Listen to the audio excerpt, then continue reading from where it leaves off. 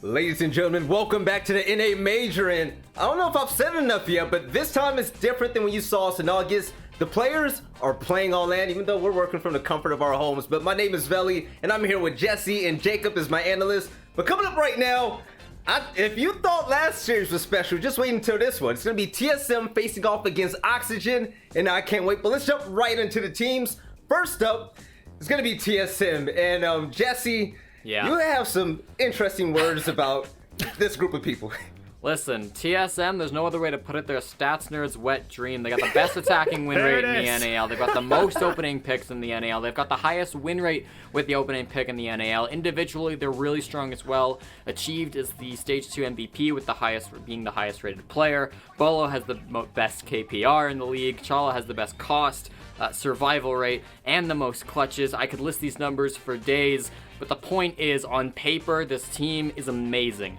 I think giving context to those numbers drags them down a little bit more. If you look at the games they played this stage, they had an opening match against Disrupt, which was pretty easy. Then they played Tempo Storm, where they had a 14-1 game. Tempo really didn't show up to that one. Even when they got to the winners group, their match against Space Station was a relatively easy match for TSM, I would argue. So they've had some easy things thrown at them, but you still can't deny the fact that they have stepped up to the plate every single time and hit those balls out of the park. And I also don't think that it's, nothing that teams do tend to play a little bit worse against TSM. If you can get inside your opponent's head, if your playstyle makes other teams worse, that's still a strength to you. So I think TSM are an incredibly strong team still, and everybody should be looking out for these guys. Now, Jacob, I always spoke about inconsistency when I was sitting in your seat and Jackie was hosting, right? But you look at TSM and you don't see a lot of up and downs with this roster. You think that they've been looking extremely great so far this season, right?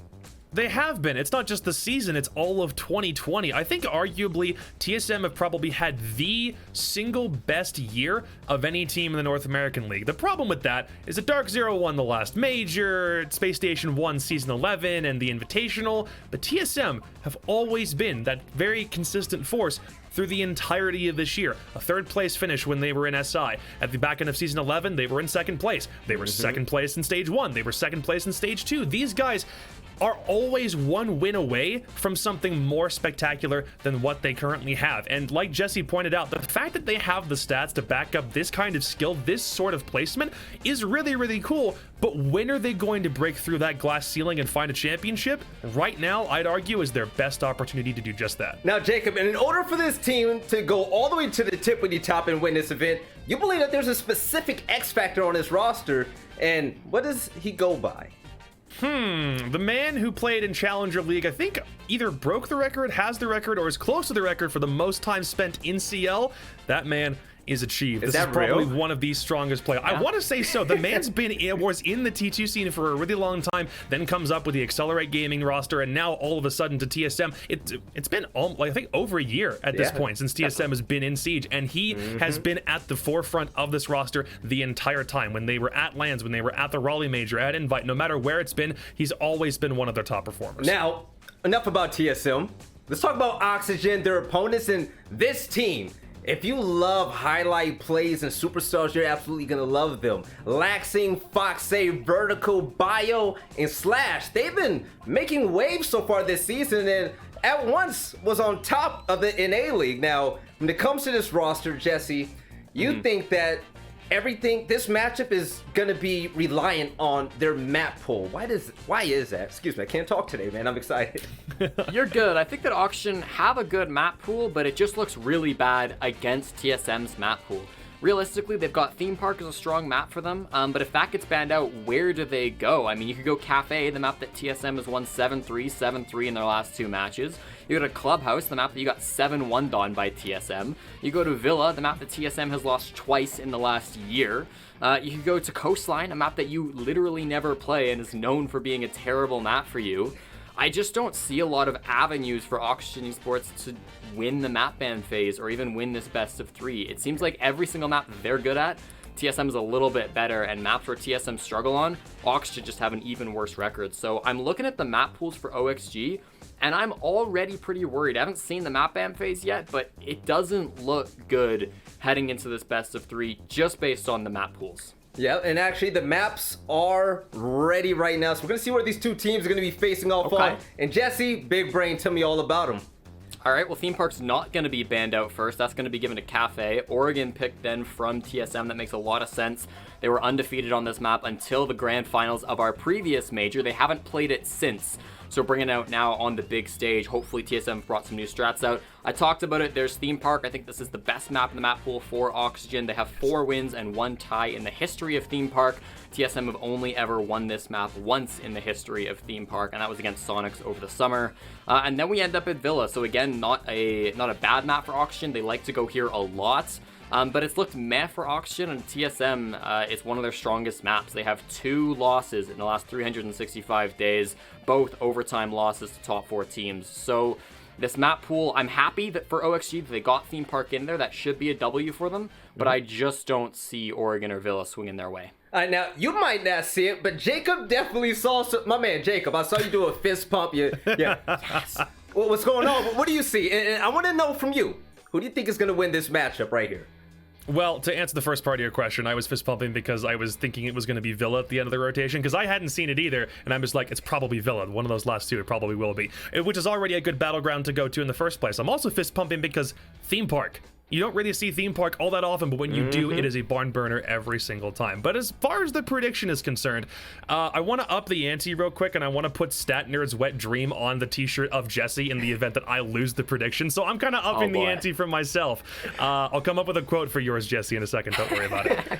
If you want the prediction, though, because I think TSM is just way more consistent, OXG definitely can have TSM's number. The reason why we had such a good sleeper series at the back end of Stage 2, it was TSM versus OXG. It went to overtime match point on map 3. It was that close. I think OXG can hang, but at the end of the day, this is team solo mid all the way, baby. Okay, TSM. Now, Jesse, you and Jacob are 1-1 with predictions right now. Who you rocking with? I mean, TSM have some of the best players, not just in North America, but in the entire world. If Oxygen want to beat them, they're going to need to bring out something crazy. They're going to have to show us something we've never seen before. I'm not going to put my money on that. I don't know where Veli's gone. Hopefully, to find something that Oxygen can use to win this game, because I think TSM should be the favorites. I am going to go ahead and predict them to win this matchup, probably in a 2-1 fashion, because Theme Park should go to Oxygen, but we'll see. It should be TSM either way. It's going to be this close this entire time, this entire weekend, Jesse. It's going to be you and me picking the same thing. You can't be picking the same teams all day, Jesse and Jacob, okay? But before we jump into that matchup, I would like to just give a little shout out. Jesse, you take a lot of stats, man. What helps you out when it comes to that? Valley, whether I'm on the toilet, on the road, or right here at home, I like to keep my stats on my Predator Helios 700. I've got my beautiful spreadsheet up on it right now.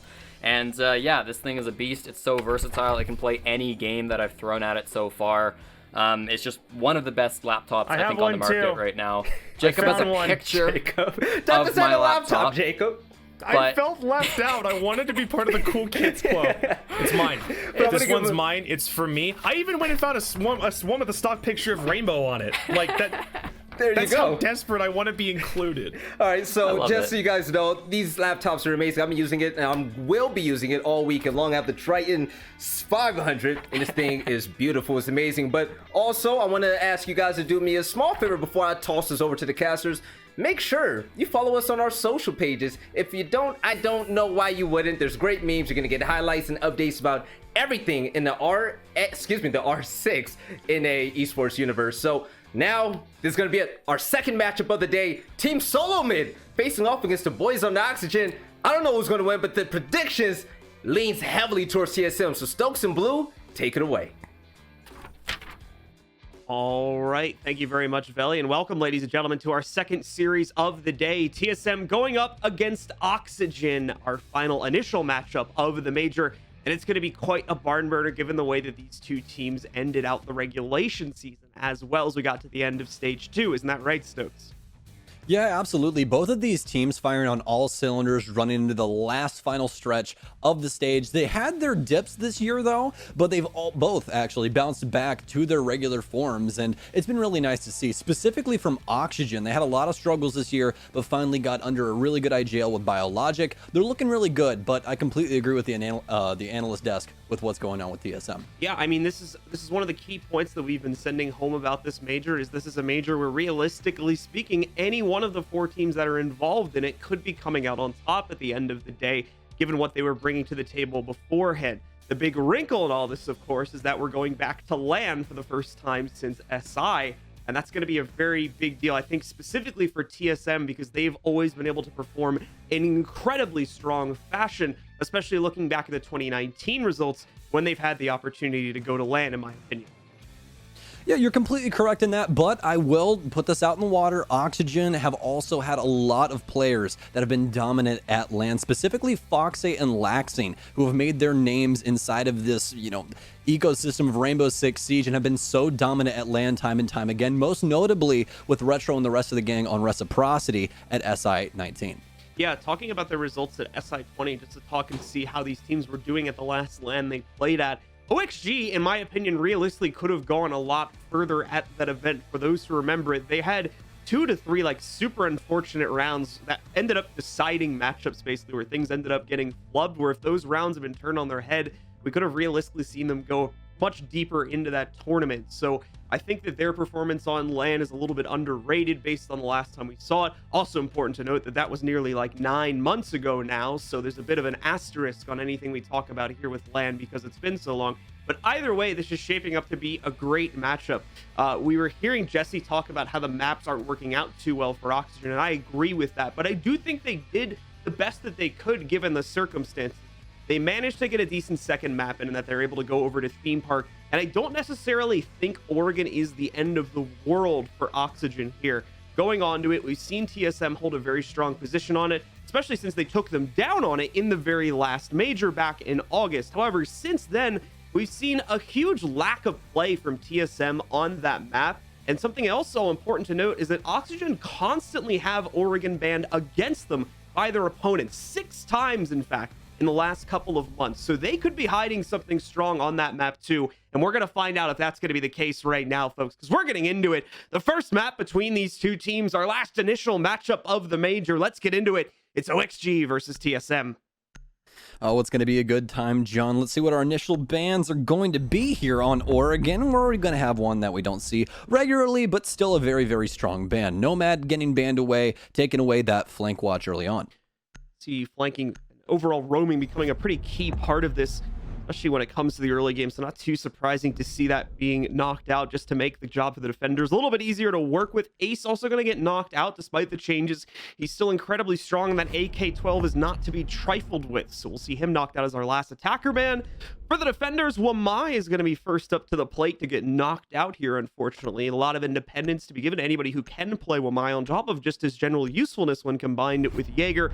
Those changes aren't in play yet, so he's still a desirable choice to ban out, as is Valkyrie, as we're going to see her be the final ban. Yeah, lots of changes in the pipeline, but nothing affecting this major, so don't have to jump into that deep end. But Wamai and Valkyrie being removed. I really like these defensive bans, specifically the Wamai coming in. Wamai has been a universal ban for the most part inside of Rainbow recently, so I really like that they're still applying that, specifically to Oregon. This map takes a lot of utility to burn through, so taking Wamai away is going to make things just a touch easier for the offense. All right, guys. Well, first round getting started. It's looking like we're going to start it with a basement defense here for OXG. And taking a look at the overall operator lineup, we can see more than likely what's going to be a fairly standard basement setup here. A lot of those Goyo shields will be pressured out towards construction. Mira is still in play here as well for this matchup too, so we can see a lot of preset angles behind those mirrors, which can be very powerful and very, very annoying for the attacker to deal with if they don't have a way to deal with those mirrors. So a lot's going to be on the plate here for TSM to try and get past for their very first round. They've certainly got themselves a challenge built up to start this series. Oh, absolutely. I mean, even with the Wamai ban in play, right? Like, there's still going to be quite a bit of a struggle for both of these teams. But as you were saying, with Oxygen and especially the map bans that ensued between these two, it's very difficult for Oxygen to have a leg up inside of this game. It's really going to be them battling from downhill, trying to fight upwards towards TSM. I still think that they definitely have what it takes to do it, though. There's so much veteran talent on this team. And I mean, looking overall at what Oxygen have been able to accomplish in the last 6 months, you cannot count these people out of this fight. Definitely not the case. Well, it's time to see if TSM is ready for the attack. We're going to see a lot of pressure go into small tower initially. Now, this will clear out any initial roam game that's going to be in this position from Oxygen. And thankfully for TSM, we're not seeing a whole lot of that. Oxygen is focused almost entirely on the horizontal setup here, trying to deny presence closer to the actual site instead of trying to scavenge for kills elsewhere on the map. Could possibly have an early pick here as Merc's working his way down Freezer, but assuming that TSM is just going to be going for a Freezer laundry take, we'll see as this round continues on, and that seems to be exactly what TSM want to do. They've got Bolo and Merc, the two soft destruction duos, and some of the most potent fraggers in the entire game at this point in time on those soft destruction operators, trying to work this entire map. They have the mid floor already, so it's just down to that hard destruction and then getting down into the nitty gritty. Where is the positions of these Oxygen members? You already know there was a little bit of a strategy change up there from OXG, as I believe they removed one of their Goyo shields from the construction hold and ended up placing it closer to Freezer in counteraction to all that pressure that went into small tower initially. So we'll see if that ends up panning out. As like I said, TSM still very much leaning in that direction, but things could change as we still have a minute and a half in this round. Joe's just going to quickly pop open the laundry hatch when the need should arise here with one of his Exos. We'll see the other one is already being opened, I do believe, as well by Chalo right now on the Maverick there. That'll be the electrical hatch getting open. And once that has been popped, TSM should have everything they need to at least start to put pressure on this pillar and construction hold. That's exactly what's going to happen. Attempting to burn all of these ADSs placed around by Vertical might have some pressure from the Vector, and they will. Fox 8 peeks, but immediately dips back into the safety of Tarps. Very nice play from him. No damage onto the TSM members, but showing face early on could make it to where TSM don't want to get nearly as aggressive. They're still trying to work this back staircase, though. Plenty of utility to utilize still to try and slow down this push. Going to be mostly leaning on nitro cells for that post-plant situation or to try and stop it altogether. Vertical still wants to fight for this pillars area, though. He'll think better about it. Begins to back up inside of the freezer hallway. Still just waiting on these Oxygen, or these TSM members, excuse me, to hop downstairs. This is going to be the first one now as Merc hops into electrical. First nitro cell goes off, but it's going to be a wide miss. Merc now waiting for the rest of TSM to work their way in, but this seems to be a multi-pronged attack as Chala's now down at the bottom of laundry stairs. He finds one, but he's going to swing wide, ends up missing some critical shots onto Vertical, and that could have been the pick needed to try and make this happen. The moment here, it's really TSM waiting for Oxygen to make a move, and they've finally done it, but it's not paying off for TSM in any way, shape, or form here. Bolo, the only player that's been able to impact here. Gio gonna get a piece of the action too. In fact, let's make it a double kill as they move through. Oh, what? TSM end up scavenging that round in the very last seconds by fragging it out against the entire OXG roster. OXG had remained stalwart up until that final moment. Finally, some aggression from them, and even then it was relatively restrained, but still, TSM explodes suddenly at the end of the round and take it anyway. What a round from TSM there. As you said, you thought it was going OXG's way. They were very restrained, played it so well down to the last second. 15 seconds left on the clock. TSM forces their way into sight, spearheads their way into storage, taking out every single member along the way, finally wrapping things up inside of Elbow. Amazing round from TSM, and what a comeback off of what was desperately needed after we saw some botched gunfire at the bottom of laundry stairs. Great stuff by them, but now it's down to Oxygen to try and bounce back from that. And exactly what went wrong there? Well, for Oxygen, when it comes down to those harsh executes with very low time remaining, it mostly gets dedicated towards, your crossfires not being handled properly. So more than likely, TSM were able to get a very pivotal entry frag and then worked their way into sight based off that. Great stuff by TSM overall. I would argue multiple entry frags with how quickly things fell apart there too. That was a surgical execution from TSM given the amount of time they had left to get those kills. Very, very close, but very, very impressive indeed from our attackers as they get started out on the right foot here on Oregon. Now going to see if they can push that advantage even further on a reattempt of the same strategy now from Oxygen. Obviously with some differences coming in. No Mira, for instance, and we're going to see a Cade brought in there on Bio. Smart adjustment, slows down TSM quite a lot, and they also don't have a Maverick, so this is going to be stuck for the most part unless TSM can find some solution, but simply based off of that utility from Oxygen, I'm assuming that TSM are going to attempt a freezer main take, simply because it's going to be extremely difficult to try and get that hatch open. Merc, as well as a few other members of TSM, can also attempt to contest the bottom of freezer stairs, just with multiple bodies instead, so could be a good option for them. So we'll see how TSM tries to interact with this Kaid now. They have no options to try and get rid of this Electro Claw. Coming down to that first minute of the round having been expired. Not a massive amount of time gone away just yet as TSM primarily continue to explore their intel options here as they use up their drone count. Oxygen bringing a very similar flair to their strategy as they did back on round number 1, focusing very much on the site itself. I would imagine there's going to be a bit more of a proactive defense put up against some of these entry points, like on backstairs, construction, as well as the position that Laxing is currently holding over in Freezer as well. And that's just because part of the reason why TSM was able to make those frags work is because they did get right to the edge of the site, basically, and were only a step or two away from actually peeking into members of Oxygen. So if they can try to get those kills on more advanced angles, get TSM to maybe hold back a bit, get them to be more restrained, and allow Oxygen to play into those more turtley positions in the late round, then hopefully, in Oxygen's mind, that they'll be able to win this round.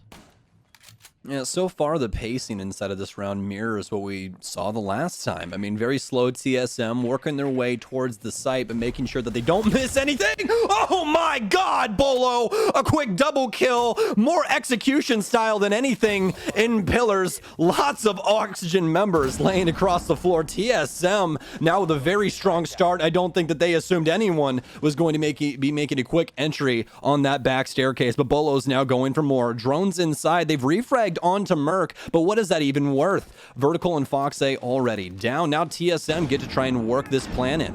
So this is the problem with those slightly more aggressive positions, that it does leave you potentially open to swings like that from Bolo. Achieved is now going to get the 3rd kill against the OXG roster. Laxing was working at a flank on one point, although it seems like he's had to call it off and just hold his position on Freezers since it's too risky to leave Bio alone in this situation. Now, Bio could really be the hero to save the day here if he throws the Nitro Cell with some good timing. Looks like it's going to get chucked, and there it is! The double from Bio that puts this round back on even terms. And with only 15 seconds left, TSM don't have a lot of time to turn it back into their favor. Bio denies another player as they go down and completes the round as well for the 4K. Beautiful hold from Bio as Oxygen shut down round number 2. Well, it would not be a Rainbow Six LAN if things were extremely unpredictable, and that's exactly what I want from both of these teams. They talked about it on the analyst desk. TSM and Oxygen, two of the most frag-heavy rosters in all of North America, and we're seeing it now as TSM is stepping up to the plate, but Oxygen are just knocking them out of the park. That was an absolute dinger from the Oxygen members. I mean, way to shut down Bolo, and not only Bolo, but the rest of that TSM push. Down so many members. Great stuff by Oxygen. We're now headed upstairs to kids' dorms. 1-1 right now, and it's a neck-and-neck race. Bit riskier there on the hold from OXG, like I said, because they played slightly more aggressive positions to hopefully win out the fights. Works by Freezer, allowing Laxing to maintain his position throughout the round, and possibly even saves Bio there by preventing him from getting pinched had Laxing lost his fight. So the only angle that TSM has to work with is the construction push, as well as that pillar control that Bolo had been able to get with, to be fair, the very beautiful double kill that he found earlier on in the round. Unfortunately, that's not enough because Bio remains completely stable in his own position and is able to just shut them down 1 by 1, or in the case of the Nitro Cell, 2 by 2 there, in order to win the round. So OXG now going to rotate upstairs into the next logical site, which is going to be, of course, up here in kids. Yeah, and that's a great start for Biologic as well. This is somebody that we've talked about a lot inside of Stage 2, saying that he needs to step up. This roster needs him to perform whenever available, and right now he's doing just that. 5-0-1 to start us off here on Oregon. Still a long day ahead of him as well, but nice to see this bright star finally showing up when he's needed most. Oxygen so far on their defenses will look strong, but as you said, those very aggressive positions almost ended up losing them that last round. We'll see if they try and second guess that, but as of right now, I don't think that that's going to happen. I think that Oxygen are going to continue to play this aggressive style, especially with, well, Vertical's current positioning. T3 of the tower, Vert's going to try and sit here and find some picks. Anything, they're doubling down on it with Vertical's current position here, so they're very aware of it. You can tell because, like, we just looked at like 3 different players. Each one of them is looking at a different window right now, so they're very much being aware of this player in tower. And that's what's great about it, right? Is Vertical doesn't even necessarily have to do anything. As long as the attack knows he's here, he can waste a lot of time. And more than anything, he can waste a lot of eyes being drawn towards him that would otherwise allow for the attackers to get a trade in a certain situation, save a teammate's life, confirm another kill. It's taking a lot away from the rest of this push here, even if he's not able to necessarily do anything else with it.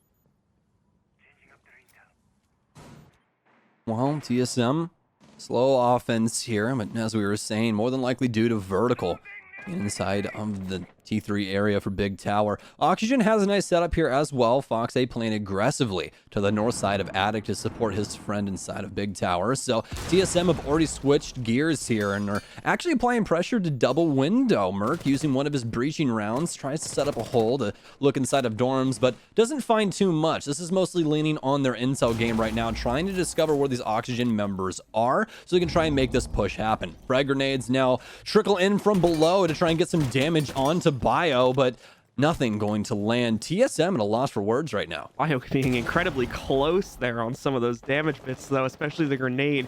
We even saw the red flash for a second as it came in from below him, but apparently it's not close enough. So he maintains, stays in that deep position. And with no one else close to the site even really being touched here so far by Oxygen, it has to beg the question, what are we going to see from TSM? We've seen this before. Let's remember back in round one, it was a very similar situation, and TSM were still able to make it work. But does TSM have the positioning on this site to make the play work in the same way? I would personally say no right now, especially, when you consider that Bio is going to have the complete capability to deny Big Window. Now that we're coming down to the wire here, and in those last 30 seconds, he can just spam the smoke grenades on it. That's exactly what he's going to do. Anyone that hops in this window is going to be taking quite some damage. It won't necessarily kill them, but Merc actually going to end up working his way into dorms. A quick 2K here as Oxygen lights up the scoreboard. Geometric tries to fight his way in. He needs to put this plant down, though, as that timer's getting dangerously low, but it's not even going to matter. Slash wipes the board with him, and this is going to be a makeshift flawless round for Oxygen. Nicely done by OXG. Once again, just holding on to their setup and eventually shutting it down with utility when it comes down to those last couple seconds. TSM are looking for opportunities to find impact in the early round before they're willing to commit themselves to a site, and that is costing them a lot of time right now. It worked for round number one, but the strategy's starting to falter a little bit here as we get deeper into the map, in my opinion. Yeah, they tried to go for the double window take as we were talking about, and they wanted to try and pair that with, somebody standing on white so they could attempt to have a plant. They want the cross there with Achieved on the sledge like we saw, but he ends up getting taken down, as well as our other TSM member Merc working his way into dorms. So it's very difficult for TSM to try and set up this cross, especially with how patient Oxygen was on their setup. We saw vertical upstairs inside of T3 for so long in support with Foxay, and they just wasted so much time. TSM just stood outside, stared at windows, eventually tried to go for that double window take, but nothing coming of it. And it was strictly because of the sheer amount of time that Oxygen wasted. So now we move into probably still the most heavily evolving part of the map in the way that this is being played, and it's going to be either of the two downstairs sites. Cafeteria has been on lock for a while here, but for the teams that are playing into it, this site is changing up every once in a while with how teams are starting to work their way into it. It does look like it's going to be played in a pretty typical fashion, though, especially with the attic hold coming in here more than likely, and the extended play over here into the upstairs site so that the roamers can try and deny presence for as long as possible, especially when it comes to trying to deny those top-down angles, as that will make it very, very difficult to stop the plant or even retake, especially in the kitchen.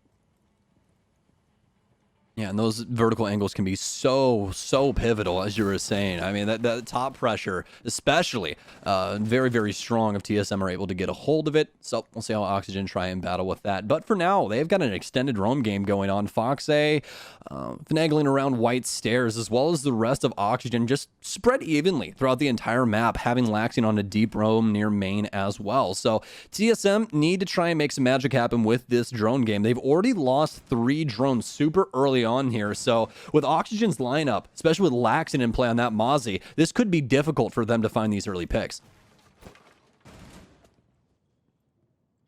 Merc gonna start things off here as he sneaks his way down to back tower. A bit of a surprise present too as Slash swings up, looking for a kill against someone I think coming in from the tower door based on the way I was looking at it, but it's way off the mark, and Merc gets pretty much a free pick against Slash as a result of that. Even some foot damage on Foxay here too. He tries to run out for a bit of aggression on his own regard.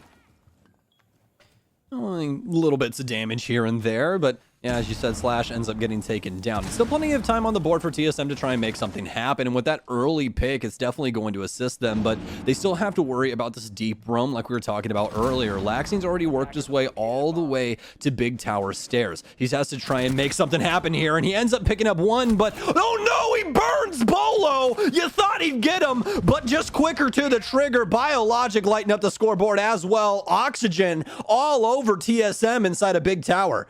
And now even in big tower here too, you got Foxy still maintaining control. He's finally going to be able to get a piece of the action as he takes out Chala. That's only left Geo alive, who's had to run for the hills or run for the towers, as it would seem. He'll try to re-entry by small tower and probably work a bit of a slow lurk over towards the sites and potentially get him access to kitchen, but going to be immediately denied. He'll run into a goo mine pretty quickly upon entering here. Even a second one, just in case the first one didn't give audio confirmation. He's got both of the exo charges, so why not take out this wall so he at least has better purview over the site when it gets opened up. Good prediction on the swing here from Vertical. Is able to counter that out with relative ease, but still 30 seconds left, still 3 players up. Geo's got 10 seconds per player right now. Let's see if he can get it done. Swing in once again. Successful transition into the next room, but finally meets his maker there as Foxy takes him down and Oxygen claim round number 4.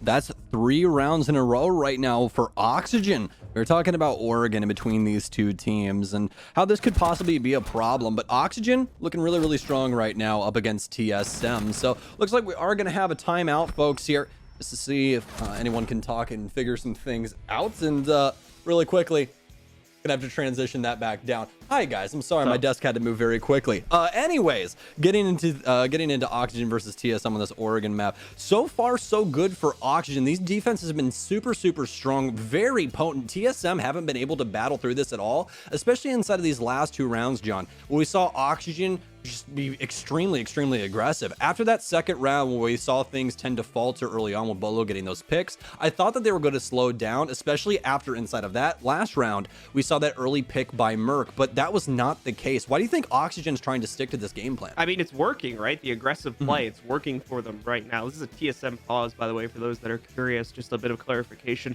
As it's been a while since we've been on land, this is not a technical pause. This is an actual pause. So these are allowed now because we are playing on the land client. So it's always nice to see.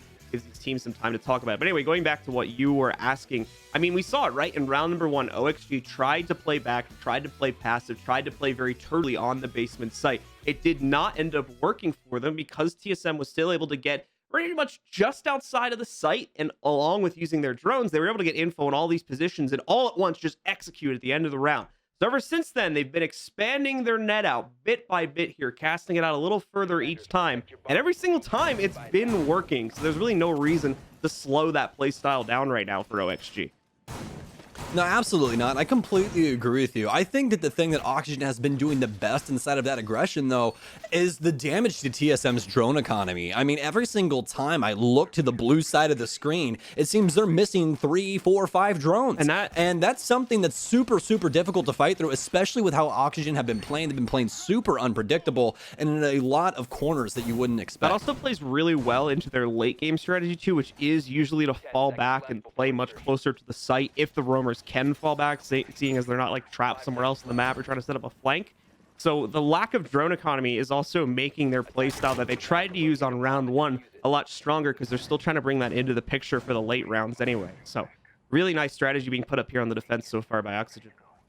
And I honestly think that that's just due to the veteranism that is on this team. Not saying that TSM obviously isn't. I mean, look at the names on that roster. But Oxygen are simply just playing better siege from the defensive standpoint right now. Obviously, this is Oregon, and things are definitely going to change up after round 6. But we're not there just yet. Oxygen still has a chance to make this 4-1.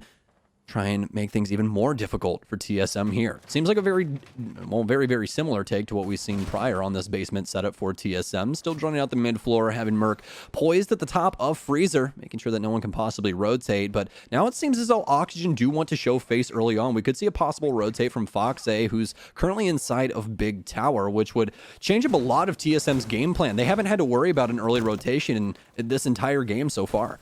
So more than likely going to see Foxy get spotted out by Geo's drone right there. Bolo can kind of make the choice whether he wants to fight it or not. But Foxy seems to have already made the choice for himself and that he does not want anything to do with this right now. He's going to fall back, set himself up on the bottom stairs closet right there, and see if he can delay this fight till later on in the round. Especially with the drone right behind him, he had a reason to believe that a player might follow it up pretty quickly, but not to be the case. So gets himself out of that stairs position and now just goes for the pillar setup with his other teammates here. That push is on the way though. Bolo just peeks in. And he's going to try to self-check this real quick with the drone instead of having to rely on teammate info. Good patience here from TSM and great utility usage as always, but now they need to try and get these picks once again, and this has been the problem all except for that one round that they won. Obviously, Bolo was able to get a nice 2K the following round, but I mean, that was very, very small potatoes when it came to a lot of things. Vertical some damage onto back tower is Oxygen once again making a stand. Foxy allowed to cross to his shield. Slash playing close, ends up downing one inside of construction. That's a big pickup onto achieve. TSM once again spread thin. No chance to try and refrag this either as Foxy's going to get aggressive. Can he possibly find the member? Oh, he sprints, but is not able to find Bolo. Bolo somehow dodging through all of that. Assumed that he was going to take the gunfight, but man was sorely mistaken. Honestly, a good call. Continues to try and contest. A great call from Bolo, though, to get out of that fight, because he more than likely was in a really awkward angle right there to try to take that. It probably wouldn't have been ADS at that point either. So really good stuff for him to quickly try and dodge out of the way, and he does quite literally dodge away from the bullets, it seems, that Laxing tries to throw at him. So some respect on the Bolo for that play right there. Now we need to see if he can make up for the damage he takes, though, because he is still going to have to make a play later on in the round. Elsewhere in Frieza, though, Merc's trying to make a play. Oh, the read on the Nitro Cell is beautiful. After he hears the tapes, Laxing's going to have to take this fight, but no! Chala, now having the info, drops the hatch and gets the kill instead. Vert's there to support as there is a swing to take down Chala. Bio, Bolo, and Geo are going to fall just seconds after that as well, however, and ultimately OXG will still be able to control this round. Again, very strong showing from Oxygen that are shutting down TSM at almost every single front. Very consistent inside of their gunfights, and TSM have not had a chance to refrag. And that's been the main problem. We talked about it, well, basically this entire map so far, that both of these teams are very, very aggressive and they like their frags. Well, TSM right now, not really lighting up the scoreboard when it comes to the frag department. I mean, this is something that we would expect from multiple people on this roster, but not able to win their ones and not able to trade either means that TSM, for the time being, are going to be on the struggle bus. Until we see this defensive flip, I would especially like to see them try and get this extra round. You'd really like to see that 4-2 split if you're a TSM fan, but going into the defense with Oxygen so far ahead of them, if it does end up going 5-1, that's going to be a big problem. Oxygen have been a pretty decent team so far throughout stage 2 with their offenses. Don't necessarily know too much about their Oregon offenses, but they've definitely been a strong team nevertheless. OXG, much like many of the other teams in this tournament, though, fighting for a lot, especially with what I talked about earlier with their very unfortunate departure from SI a couple of months back earlier on in the year, of course, before everything got crazy. They really wanted to make an impact at that land. And things ended up going so unfortunately. This is a great chance for redemption. They're on the up and up based off the stage results, and they're looking strong to potentially take this tournament, especially if they're going to get off to a good start, as they have been so far in this match against TSM. TSM's last round on the attack, though, their last chance to find an impact within this half before we potentially go to a 5-1 scoreline in the favor of Oxygen. The setup for them is going to look very similar to what they've already used on a previous Kids Defense, with the most notable feature of that being vertical up in tier 3 right now, and also having assistance via a soft wall on the attic breach. This round coming from Bio. The previous round, it was Foxy playing that position. Well, it seems as though they've dedicated some ADSs inside of tower as well to try and prevent any breaching rounds from reaching vertical, but it's still going to happen. Burn the ADS uses one of those breaching rounds to make some vertical through that tier 3 catwalk area. Vertical's going to take a little bit of damage as well, but nothing too big to try and deal with. So now TSM slowing things down to attempt to get vertical out of tower. Let's see how long he can possibly last. Like I said, the last time this was used, regardless of if vertical finds success or not, this is just a massive time-wasting maneuver. And much like the previous round, it's working flawlessly right now. Nice save on the drone there. Oh, a very edgy flash gets thrown in a vertical, arm showed and everything, but Vert is not ready to fire out at that moment in time. He's going to take a risk now by standing over these metal bars. His opponents have angles on that, and ultimately, he is not ready for the double swing from Bolo and Merc, as Merc will be able to take him out and end that sequence of events. Still, though, with about half the round having gone by, so he succeeds in wasting time. Now his team will have to make up the difference, a man down. Yeah, 1:30 and TSM have just now gotten into the building. They have so many things on this list yet to complete. Still have to worry about map control and trying to force their way into Master or really anything else. TSM still has a lot of options here to try and attack this site, but the problem is Oxygen continue to keep people on roam, and that could be a massive issue for them if this goes unchecked.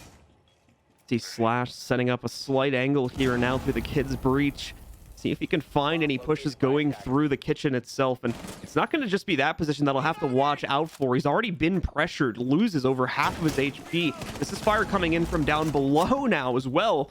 The Chief is going to try to put the additional pressure on him, but no, Foxe arrives on that roam to save the day. Takes out a Chief, takes a lot of the pressure off of Slash as well, giving him greater freedom to play in kids right now. Merc going to try to flash in, push Slash into a corner again, but he'll try to swing it and he'll pay the price for that, as Merc's going to be able to take him down and bringing this into a 4 versus 3.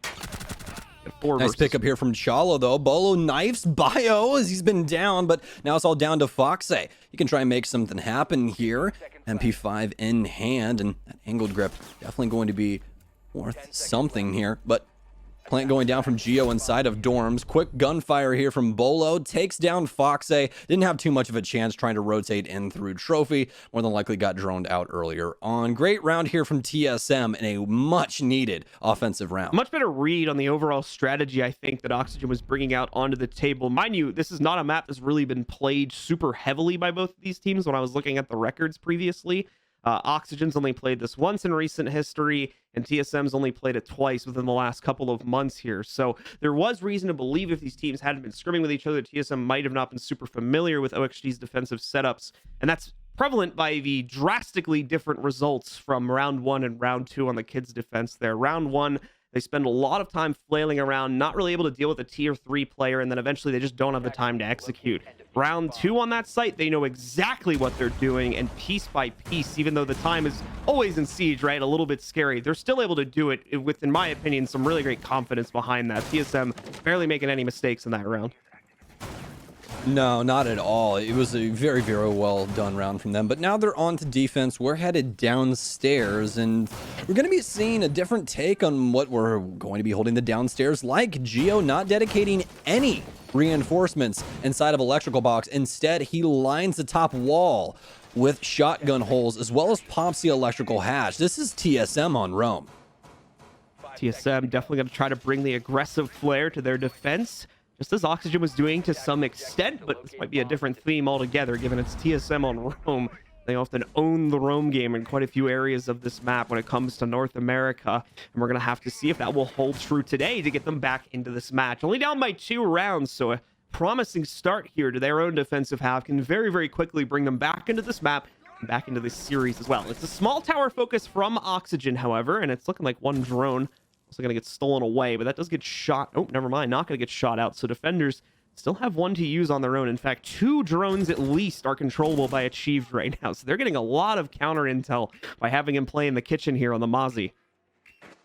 This is going to be a huge problem for Oxygen. This is looking like they're running into the same problems that TSM had. You know, drone economy continues to dwindle down. There's no real chance to try and get any information on these roamers. And with no information, the defenders can do really whatever they want, just like Achieved right here. No drones on him. He's going to be able to play this angle in a myriad of different ways, and it seems as though he wants to try and push his way towards white stairs. He's already given himself a way out. Great positioning so far, and TSM are just going to sit here and just wait for Oxygen to walk into their open arms and try and get these frags. But TSM now backing up. They've already, well, wasted quite a bit of time as they all just sprint back downstairs, and you can't exactly blame them. Oh, not at all, especially with the way that some of the early rounds have been going. There was a pretty massive push about to start descending on their roam setup, and there's very good reason to believe that it might have not really gone your way, right? At minimum, you would have just gotten 1-for-1 trades, still with an okay amount of time left on the clock here, so Oxygen may have been able to work past that anyway. So TSM going to take some pretty similar flair to what we saw from Oxygen as well. Obviously, the roam game for TSM is much more emphasized in the early round here, but it's similarly to Oxygen, it's going to start to get peeled back a bit as we get towards that last minute or so now. Slash still looking for an opener here through the electrical hatch. That's all from the holes that were actually made by OXG, but nothing really being found out yet, as Oxygen is looking for a path and a way to start this push with the remaining minute. And unfortunately, they haven't found it just yet, but it looks like the action is going to get started soon, irregardless here, as they'll begin to push down backstairs and construction.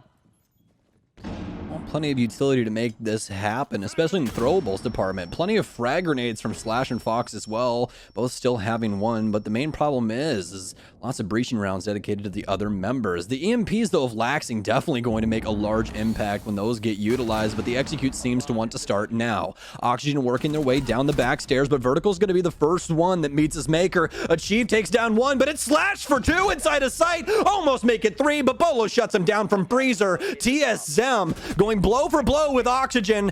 Oh no, Oxygen now down a member. Foxy's been down inside of Pillar. Bolo's still alive inside of Freezer, though. Gets taken down from Laxing. Chala into the 1 versus 2 with the Alda in hand, but now it's all up to Laxing to try and hold the cross, and he does it. Oxygen shuts down TSM and gets that 6th round. Winning it in very similar fashion to how the initial round from TSM was won as well. They're a bit more bombastic, I guess you could say, with it, because all the kills don't happen in a sequence of a couple seconds. But much like the initial round from TSM, OXG has to try and pressure into the site with their remaining seconds, working against the full breadth of the TSM defense throughout the process of that entire execute. Nicely done, as clearly they had the intel they needed to get into the site, isolate out the TSM members. Things were definitely scary at the end in that 2v1 as the last player for TSM tried to make a swing and nearly had free reign over the planter. But thankfully, Laxing was there on the angle, ready to win the fight. He closes out that crucial 1v1 and seals the deal for the 5th round here for OXG.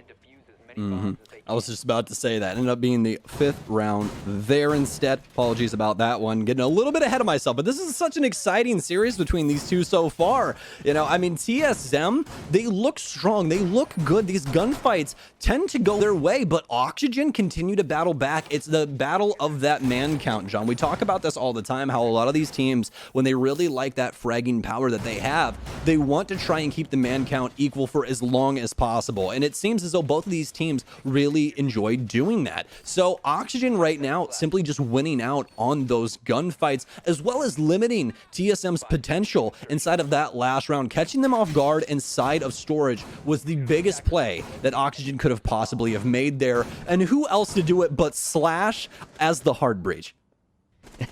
Yeah, exactly. So we're going to see the members of OXG spawn out here against the kids defense from TSM, and we will very quickly see Slash hop on up over towards the master balcony. He won't be alone in that either. We'll be supported by the sledge on the outside.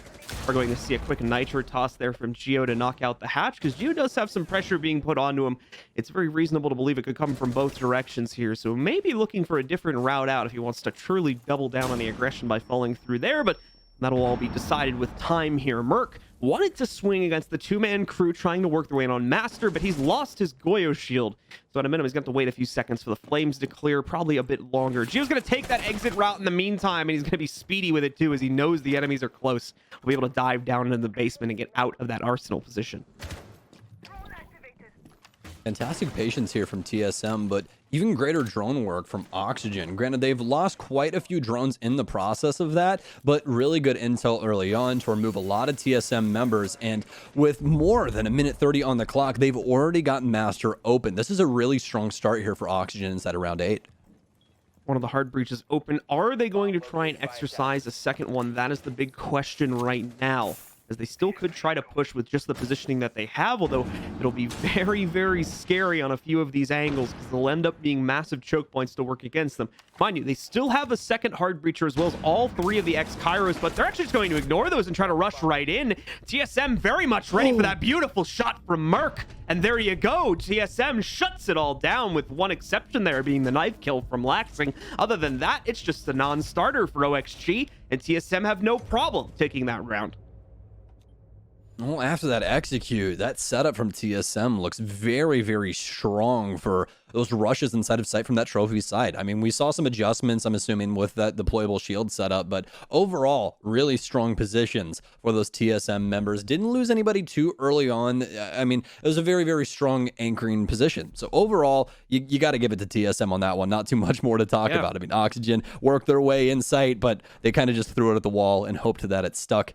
And it definitely did not. And that's exactly why they're going to be changing things up here. Oxygen have identified that we're not having the most amount of fun trying to find these roamers. So what are we going to do about it? Well, we're going to 6-pick away from the Thermite. We're going to grab Jackal because he really likes feet. And we're going to throw him into the lineup, find some people roaming, and see what we can make happen. Jackal not necessarily an operator we see coming into the pool a massive amount in recent times, but makes sense to bring him in these specific circumstances. Nomad is out, is banned from this map. So that would usually be the first choice that OXG would normally go to in this situation. Jackal is going to be more than likely the logical second since she's unavailable.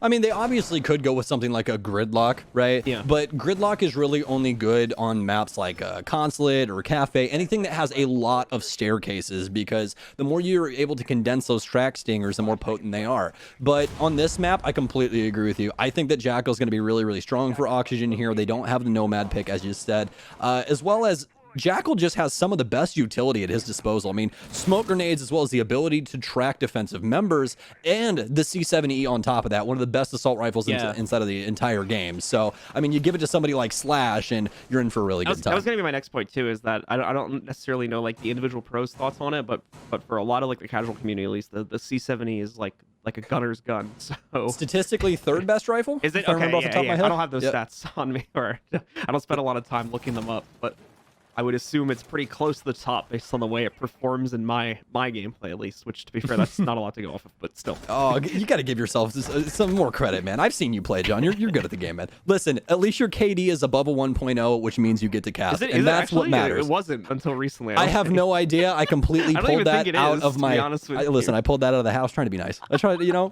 was just trying to be nice. I was trying to make sure you kept your job. I think it's in the 0.8s right now, but... Why do you have to expose yourself on live broadcast, John? Personally. Anyway, we've got TSM, quite a few players trying to maintain their positions on backsteps right now.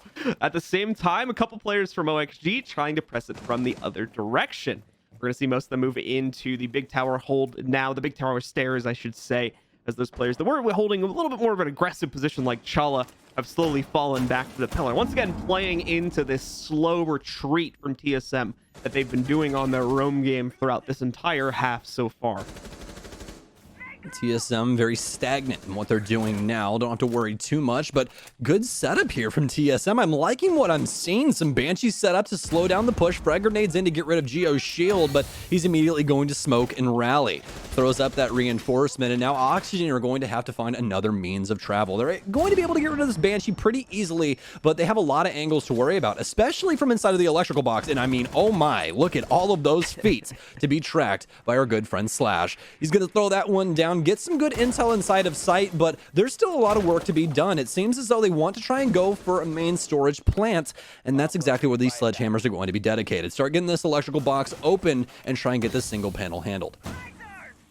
Achieved, holding a very tight angle here too, just waiting for an opportunity, and there it was. Unfortunately, it's going to be missed. Thankfully, Bio would take damage from another member of TSM. I believe it could have been Chala right there, bringing him down relatively low, but still, Bio gets the opener. It's quickly exchanged for, and away from that, no other success being picked up, but Bio again. Another nice entry here. So far, the only one that's finding any for Oxygen. Slash and Laxing now have to try and pick up the pieces in the final 20 seconds of the round. Laxing knows he's got Bolo directly behind him, but just can't get a lock onto that player. Tries to work past the hatch anyway, and will pay the price. Laxing, now the last man standing in a 1v2. 6 seconds remaining, tries to do it on the sidearm, but no, it's Geo to shut it down from the SMG-11. Instead, is TSM take this round.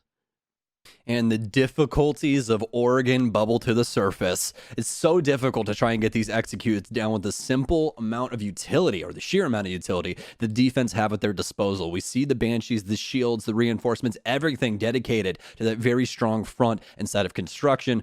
Oxygen try and take it, but they have no means in order to do so. They get some initial frags, as you said, specifically from Biologic, but everybody else loses their gunfights, and it cannot be a one-man show. Oxygen get taken down, and this is getting ever so close as we are now at 5-4, still in favor of Oxygen. TSM definitely starting to wake up here on their defensive half, making that impact known. It's going to be one of their toughest tasks yet, though. To be able to hold the meeting room and kitchen defense requires a lot, and a lot of extension more than anything from our defensive teams. That leaves a lot of room open if the attackers bring a better gun game here for potentially untraded kills. means an untraded advantage for the attackers to build off of if they can get off to a good start. That's because you need to play this extended roam game into the upstairs part of the map. Based on the way TSM's been playing previously, they're absolutely going to do that. And if anything, they might double down on it a bit further than some of the other teams have. Let's find out, though, if that's going to be the case, as their setup is now concluding. I'm really glad that you brought up that point, because inside of a standard setup, usually there's going to be one position that is not the favorable position. It's going to be the one that's extremely difficult to play. You're probably going to, have a lot of utility thrown at you, lots of gunfights and things along those lines. But inside of a meeting kitchen setup, there is 3 to 4 positions that all have to deal with this, depending on how Oxygen handle that. And that's the difficulty of this site. It's very hard to predict what these people are going to do or how they're going to utilize things. TSM are trying to throw a wrench into the game plan of Oxygen, though. ADS is dedicated upstairs, and Geo doing his best vertical impression. Geo, based on his history here, should be able to perform this role absolutely no problem whatsoever. He has been the king of playing into situations like this, and more than anything, going unnoticed in situations like that too. Now, that later part, probably not going to happen. We've got another wrinkle in this too, as Merc is also lurking down below right now. The first kill of the round is going to go over to Foxay, who was able to successfully isolate out Achieved, taking him out of the picture and removing the Malusi. Not a massive loss utility-wise. She more than likely placed all 3 of her Banshees well before her death. But regardless, the 5v4, definitely a good start for Oxygen, and plays into that point that I was talking about earlier, where a lot of TSM's members are incredibly separated right now, so there's not really any room for TSM to trade those losses out, especially when it comes to the early losses that they've just taken, such as the death of Velusi right there. Now, a little bit more pressure going on to the Jaeger. Geo still trying to maintain it, and remember, like I said, he's not alone. Merc is having a confident hold now inside of T2 here, so TSM constantly pushing back the Oxygen aggression and being able to kill a few of these players here too, but no, not meant to be. Vertical ends up finally taking out Geo. Now it's a necessity for Oxygen trying to force their way into Big Tower. They already got the pick downstairs onto Achieve, and that's also given them control over electrical room. We see a lot of nitro cells fly from there to try and prevent those stage plants. So now that it's in the hands of Oxygen, they can try and get the stage wall open and make some magic happen. That seems to be the case right now for Oxygen as they barrel their way into Big Tower. Foxay setting up for the split watch as well. OXG want this plant right now. Coming down to the wire here, folks. We enter the final 40 seconds of the round. Only members of Oxygen that have even taken damage is Vertical, down to 25 from the duel at Tower, but we still have a roam game active despite the players on TSM being down to only 3. Bolo's upstairs in the attic. Merc is by the basement stairs on the hold as well. Slash with a good spot immediately is able to detect the play from the attic and is going to be able to take it out, denying a nitro cell in the process. Diffuser's now down on the ground, and everything for TSM has been left up to just Merc to play this out. He can't maintain, he can't find the winning position, so Oxygen takes it and finally gets themselves up on a map point.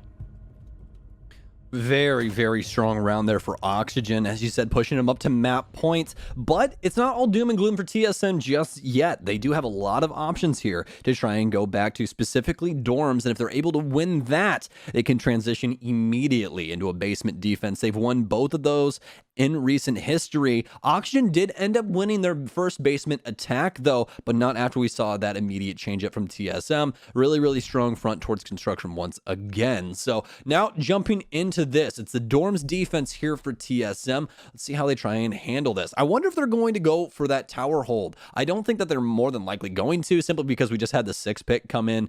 We're gonna have Goyo come in instead of Kaid. This means we're not going to have any wall denial here for TSM, but even oh my goodness gracious, can't talk today. Even more of a breaking news story here for the offense. Slash 6 picking away and picking up the glass. We have smokes on deck, folks, but Slash is going to have to be self-efficient here. He's the only one that has that secondary utility. And once again, if anybody has not been keeping up in the loop of the changes in Rainbow Six, Glass had a pretty big one recently, and that was a nerf to the deterioration of that little bar that builds up in his scope, meaning that... Well, it's more of a buff. Well, no, it was a nerf to the deterioration, meaning that it was a buff for him overall. So basically, it means that that little bar that builds up in your scope builds up very quickly now, and it takes a lot of movement to draw it back down. It's very unrealistic to be below 3 out of 4 of those bars, meaning that you pretty much have full smoke vision the entire time.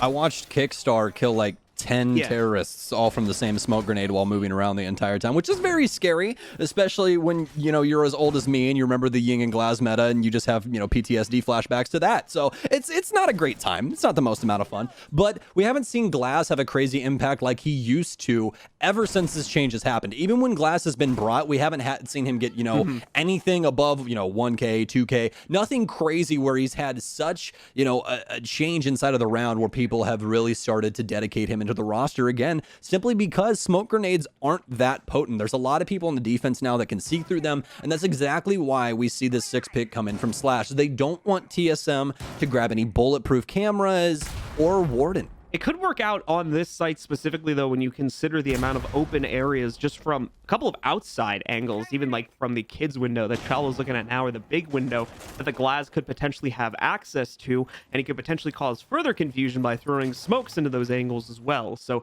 definitely a pretty decent possibility for Slash to, at a minimum, sneak off a couple kills against players from TSM that aren't aware that he's actually picked into the Glaz and are trying to cross between positions or something like that.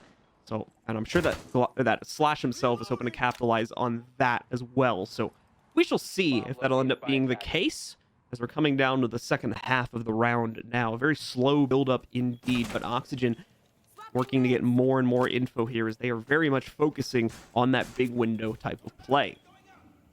Oh, Geo. Maybe going fishing, and he has a possibility of 2 big bass if Maybe this 3. lands properly. Possibly 3. I've never seen 3 fish on 1 hook before, but I mean, new things happen all the time. Does it catch it? It does indeed. Oh, and Slash bodies Geo as well. Dorm's now open, but Bolo's got some verticality to play through. Anyone that hops through this, more than likely going to fall to the K1A. Chala's got a nice cross as well. Still a lot of things that Oxygen need to worry about. This is more than likely a death sentence if they try and dedicate to site right now. So other means need to be taken up and pushed to the front of the line. Smoke grenades in now. Bolo, no lines of sight, but Slash are trying to work the angles. More smokes out now, but they need this pressure down low to try and alleviate some of this so Oxygen can actually work their way into sight. Chala, Merc, and Achieve all partnered up on site, worrying about this double window and this push, but Oxygen very slow to the upswing. See Vert still trying to commit himself forward here. Bolo is going to be taken out as Foxe starts the push here in the final 20 seconds of the round. Slash and Laxing both taking a lot of damage here, but that's the siren call for Vertical to swing in. He's able to get one for himself, but is very quickly shut down by Chala. Brings us down to a 2v3. Attackers have the advantage, but they've got no safe way in. Chala gets an easy pickup for himself. Bio goes down, and Foxe follows suit. It's TSM's round as they control it in the 2v3 and keep themselves in the map. And that exactly is why Chala makes the big bucks right there, folks. That's a quad kill from him, shutting down every single attempt to try and get inside of dorms, get inside of that big window. And that's exactly why TSM is still inside of this round. Oxygen had everything to try and force their way onto the site. They even got the picks with Vertical pushing his way in from white stairs, but it was all on Chala to shut down that push and make sure that that case went unplanted. That's exactly what happened. Great stuff from him, and TSM still inside of this one, trying to push this to overtime. Only one away from that as well. So this is it, the ultimate round of the matchup here, at least our first matchup in this series. If we end up seeing OXG come out on top of it, we move on to map number 2, and we'll move on to OXG's map number 2 as well, as they picked into Theme Park here. But if TSM gets one additional round, we'll be tied up, going to 3 more to decide who our true winner will be here. Can TSM control their own map pick, or did they get thrown here and is Oxygen going to steal it away? That is the question that we're looking to answer on this round, and it'll be a basement setup to decide it as well. Well, funny enough, we are going to have a 6th pick come in, or just allocation of Warden in general. Didn't exactly see where it came from, but nevertheless, he is here. He's among us, and he's got some goggles that see through some smoke. Bad news bears, though. That's not going to really affect the round at all, because Oxygen don't have a single person that utilizes smokes. So Warden, for the most part, is just another man with a gun, and he also has a deployable shield, so that's pretty fun. Geo can also take some gunfights at some range because he has access to that 1.5, but he might not be necessarily using it. TSM need to make the stand right now, though. They're right on the door of overtime, and they definitely don't want this map slipping away from them, because Oxygen can try and win this in 2-0 fashion. You got to remember, Oxygen's theme park is a marvel to watch. Let's see if Oxygen can indeed close it out, coming very close on that previous round, but not able to get into the site the fashion that they needed to, taking it away from them. Drones are focusing heavily on just the small tower clear first. In fact, 3 drones supporting the push from Foxy right now as he moves on his own over towards back big tower. Achieved was here on the stairs, potentially to make an aggressive play against anyone that would have peeked the stairs, but not going to happen. He hears the footsteps and sees the drones, so he'll quickly fall back into a much safer position to play against the pillar hit when push comes to shove for that.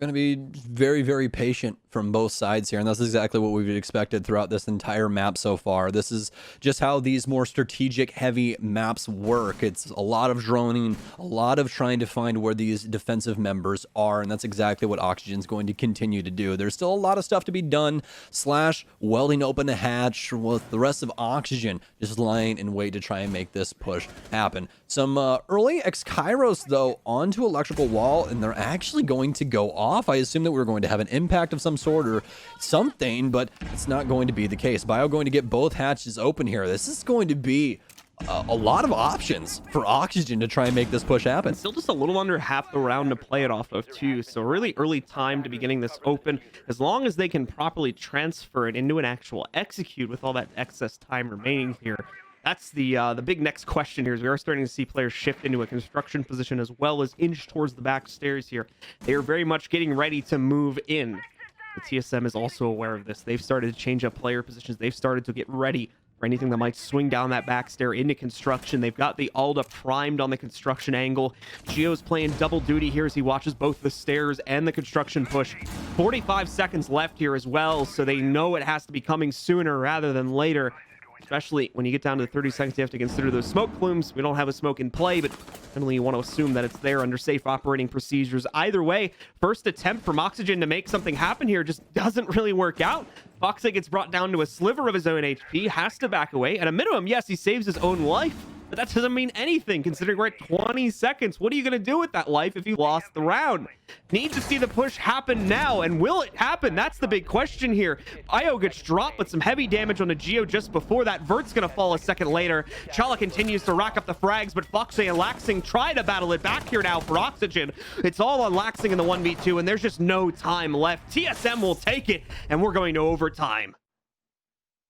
Well, it wouldn't be Lynn if we weren't here already. Oregon going to overtime, and this is going to weigh heavily on who gets that defensive side first. And oh my, it's going to be TSM on defense. So TSM definitely well within their rights to try and take Oregon. This is going to be on Oxygen to try and shut this out. They need an offensive round here. They know how this basement setup works for TSM. They're bringing the Warden once again. I think this is a good idea. Granted, they didn't get too much use out of those the glasses, excuse me.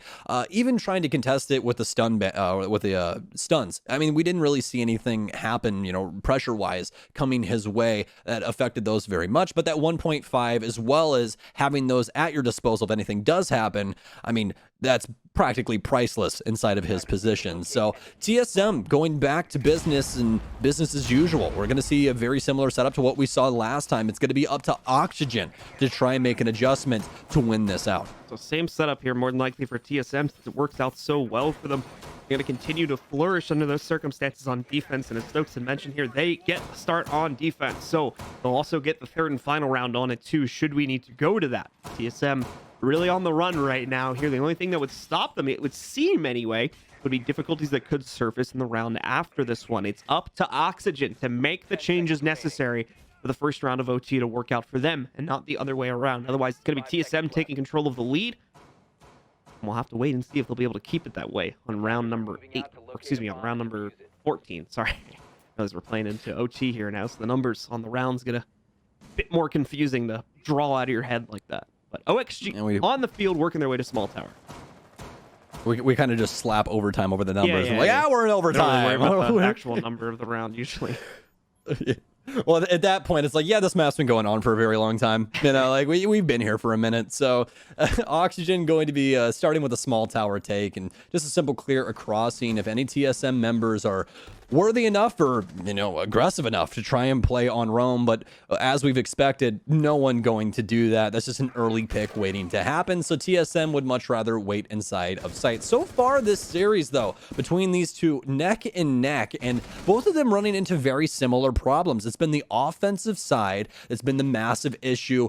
the info not coming in on these positions, as well as just not having the utility to try and get through multiple sides of these defensive setups. That's what TSM is really strong Oxygen along for on these basement setups, is there's just so much utility for them to go through, and Oxygen have not been able to not only not get through the utility for the most part, but find those frags to make it to where they can actually force themselves onto site for that plan.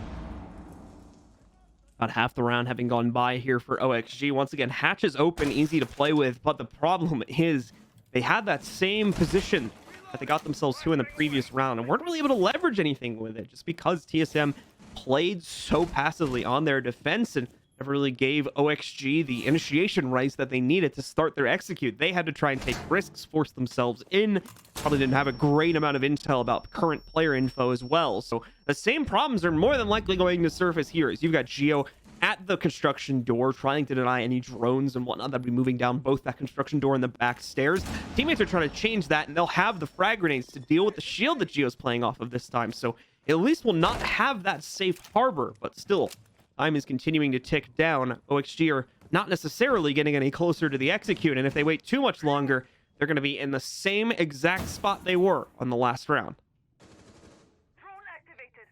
Well, let's see if Oxygen can get this done with precision, or if it's going to be more like a bull in a china shop. To see how this breaks down, as Oxygen just throwing drones to the wolves, all of them for the most part being eaten up. And yes, that's actually the last drone right there. Now it's down to face checking for Oxygen. This is not looking too good, but initial gunfights here for TSM as TSM is lighting up the scoreboard. Vertical gets one, not able to follow up though, as Chala takes down yet another. It's all down to Bio to try and clutch things up inside of overtime. Doesn't even have case control just yet, but he's able to fix that and remedy it inside of Elbow. Ends up walking past it though, looking for those frags instead. Able to get one, but an immediate trade after some good positioning from Bolo inside of Freezer Hallway. With that, TSM retakes control over their own map pick and puts themselves only a single round away from finally closing this madness out and being able to take that map with them to the scoreboard, up at 1-0. The potential to push it up to a 2-0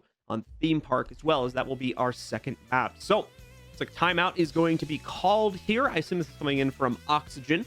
They'll be using this now. Like I said, guys, we are playing on LAN, so an important detail of LAN, I'm only explaining this because it's been a really long time since we've played on LAN. There are actual pauses on LAN. This is not a technical pause. This is just going to be an actual tactical pause for these teams to discuss things. Yeah, time to discuss things back and forth and see what they can possibly make happen. This is more than likely focused on what's going to be going on their offense. Obviously, they can talk back and forth about the defensive setup, but their basement setup has worked time and time again. Just as a reminder, this is the first time that TSM has had the lead since round 1 of this map. So very big round inside of that last round for TSM, but now Oxygen have to try and make a stand. We're headed towards the basement site. They've got a good record on it so far against TSM. They only lost that initial round up against them, but with some really quick adjustments, they were able to lock out the rest of their defensive half, all except for dorms. So now it's up to them to not only close out basement, but try and remedy that offense going into a dorm setup. All right, so match has been unpaused, and we are going back into the round here now. Just got to get through the 6-pick phase real quick. They will try to sneak, or at least they're thinking about sneaking this Mira in. We did see OXG use that one spec on round number 1, but if you remember, that round was not a success for them. The rounds with Cade usually ended up going better, so we'll see if this Mira ends up being an assistance or a hindrance overall to the strategy for OXG, as this is on map point. They could drop it right here. I mean, the good news is for them is that, like, obviously they have access to the Mavericks, so having Kaid isn't going to change up too much, but I completely agree with you that them bringing him definitely has an impact. We saw TSM didn't have access to the Maverick the last time they ended up bringing him, which changed up a lot of things, but even with him being brought with the Maverick in play, that's still a lot of time to get that hatch open where you can simply blow it up now because you don't have any hatch/wall denial. So TSM going to have an easy time with this hard destruction. Oxygen has to make it hard on them with their site positioning. Right, we're going to see a mirror window placed down over here against the freezer push. Second one, if it's not already been placed, it hasn't. So we'll see in a second here, but it looks like it's more than likely just going to go on the usual position over here in the laundry closet. No reinforcements behind that one, interestingly enough, but shouldn't be too much of an issue for Laxing to play through.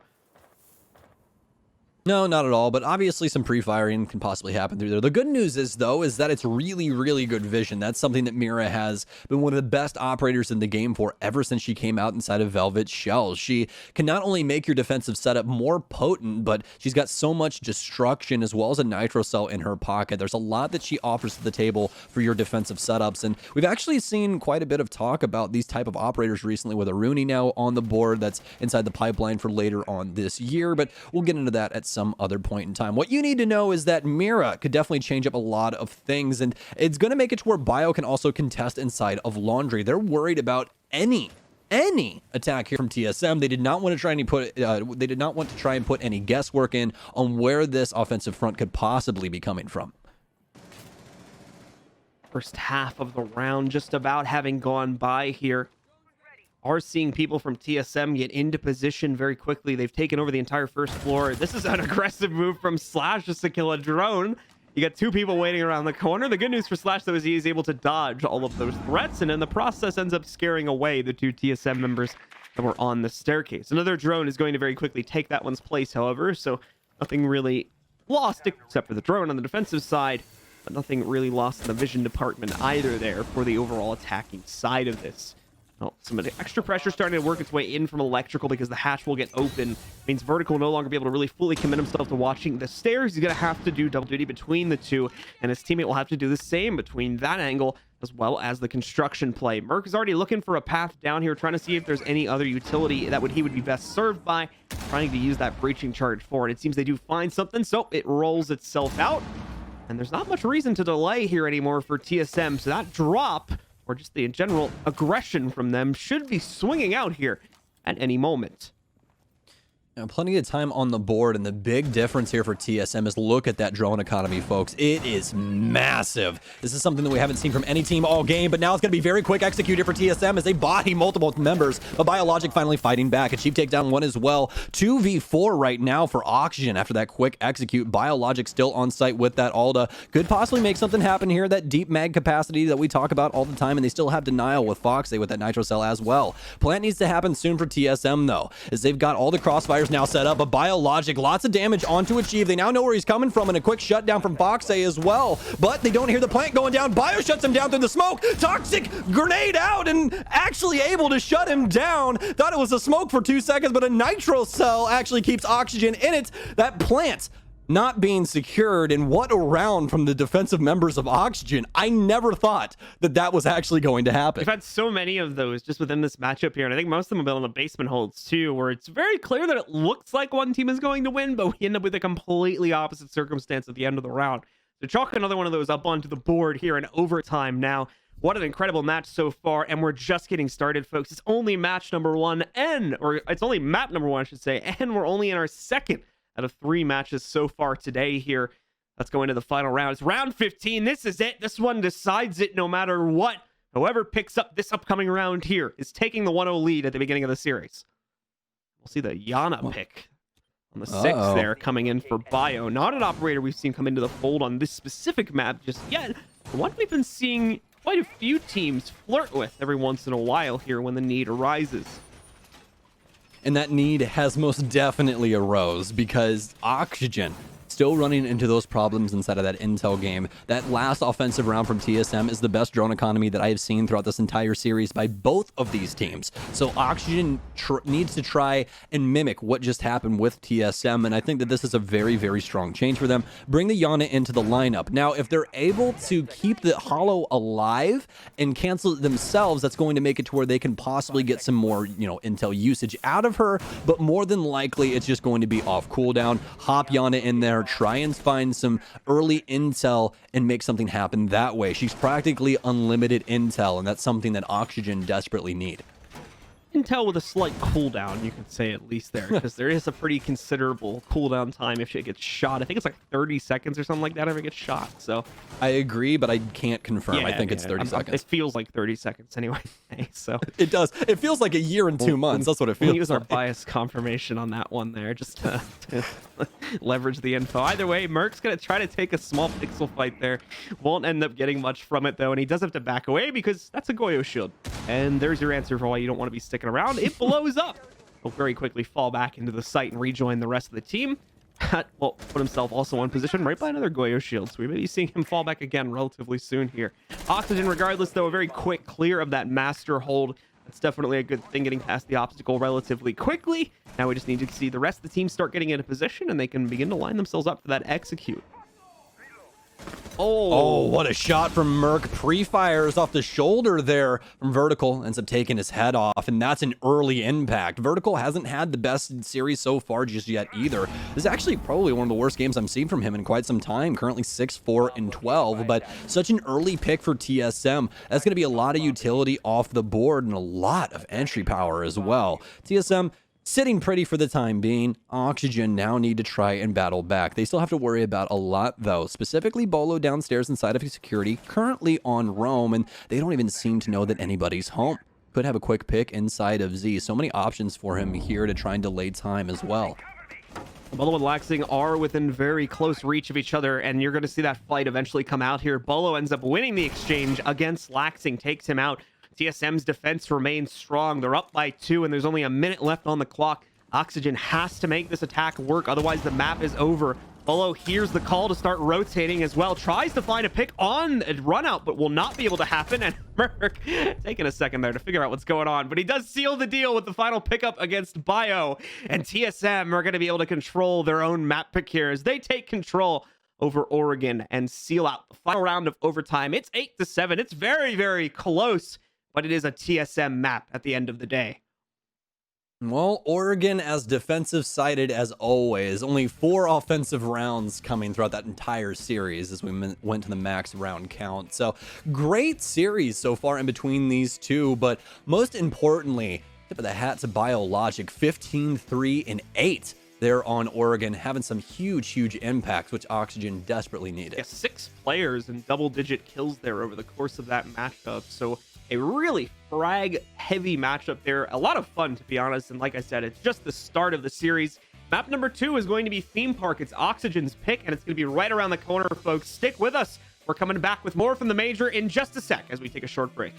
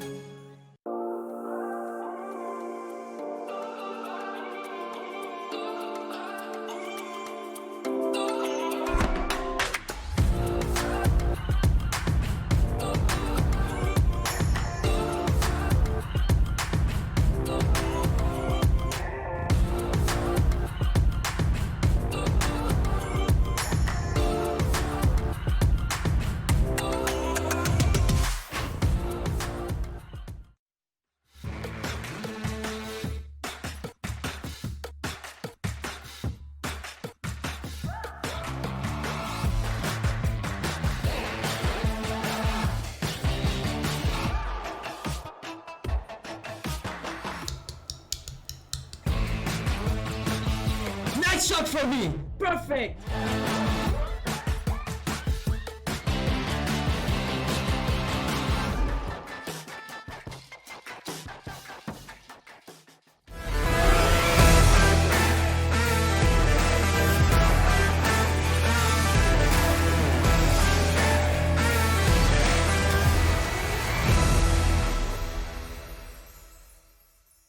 Ladies and gentlemen, welcome back from a small break, but you guys saw it. Bolo and TSM, they didn't disappoint us. They edged out the win against Oxygen. It was a close match.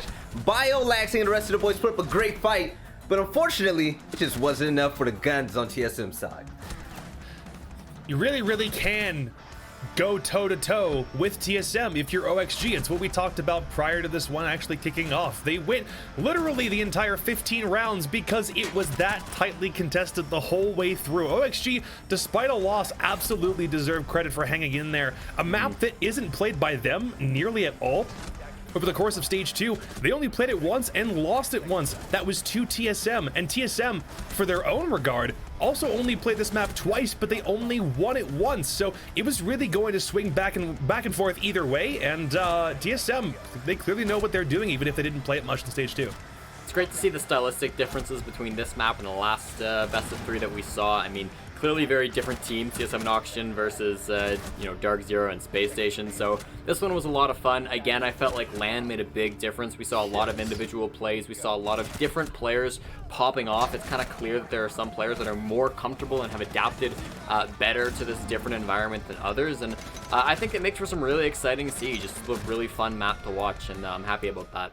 Oh yeah, and the boys are hyped up. You saw Merc ready to just punch everything in his way, but here goes your stats. 8-7 for TSM. But leading the way is going to be Bolo. Followed behind him is going to be TSM's entry fragger. We all saw him pop off in the last round. Is going to be Merc. But still, great effort coming in from Oxygen. Bio, 15-8. That's what I'm talking about. But unfortunately, that wasn't enough for Oxygen to surpass TSM there on Oxygen. But, fellas, now Map 2 is going to be coming soon. And Jacob, can you explain that? Jacob, that is poorly Look, I formatted. can explain. It's fine. It's because it's true, man.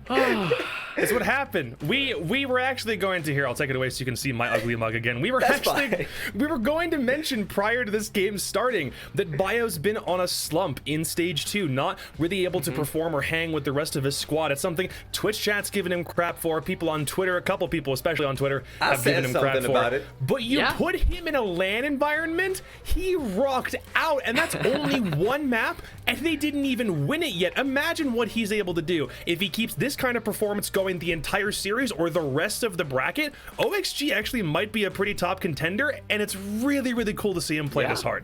Yeah, I gotta say, I mean, Bio had in the regular season, he was in the bottom 2 for Oxygen in 5 out of their 6 games. He wasn't popping off, so for him to come into this matchup and top frag for his team, I gotta agree with the graphic, Jacob. It's nice to see him finally stepping up, and obviously he's been contributing to those comms and stuff, but this was great to see him pop off on the kills. Yeah, and speaking about stats, I just want to throw it out there. Yes, Bio and other people did well, but it's going to be Bolo. And matter of fact, for stage 2 in 6 major categories, Bolo was in top 5 for 3 of them. It came down to player rating, kill death differential, and also cost. And for those of you that don't know what cost means, kills, objective, survivability. That's just how long you stay alive, right? And also trades. But Jesse, map 2 is going to be here. TSM, they want to put this thing to bed early. They do not want a red hot Oxygen to come back on the 3rd map. So going into theme park, well, what's expected?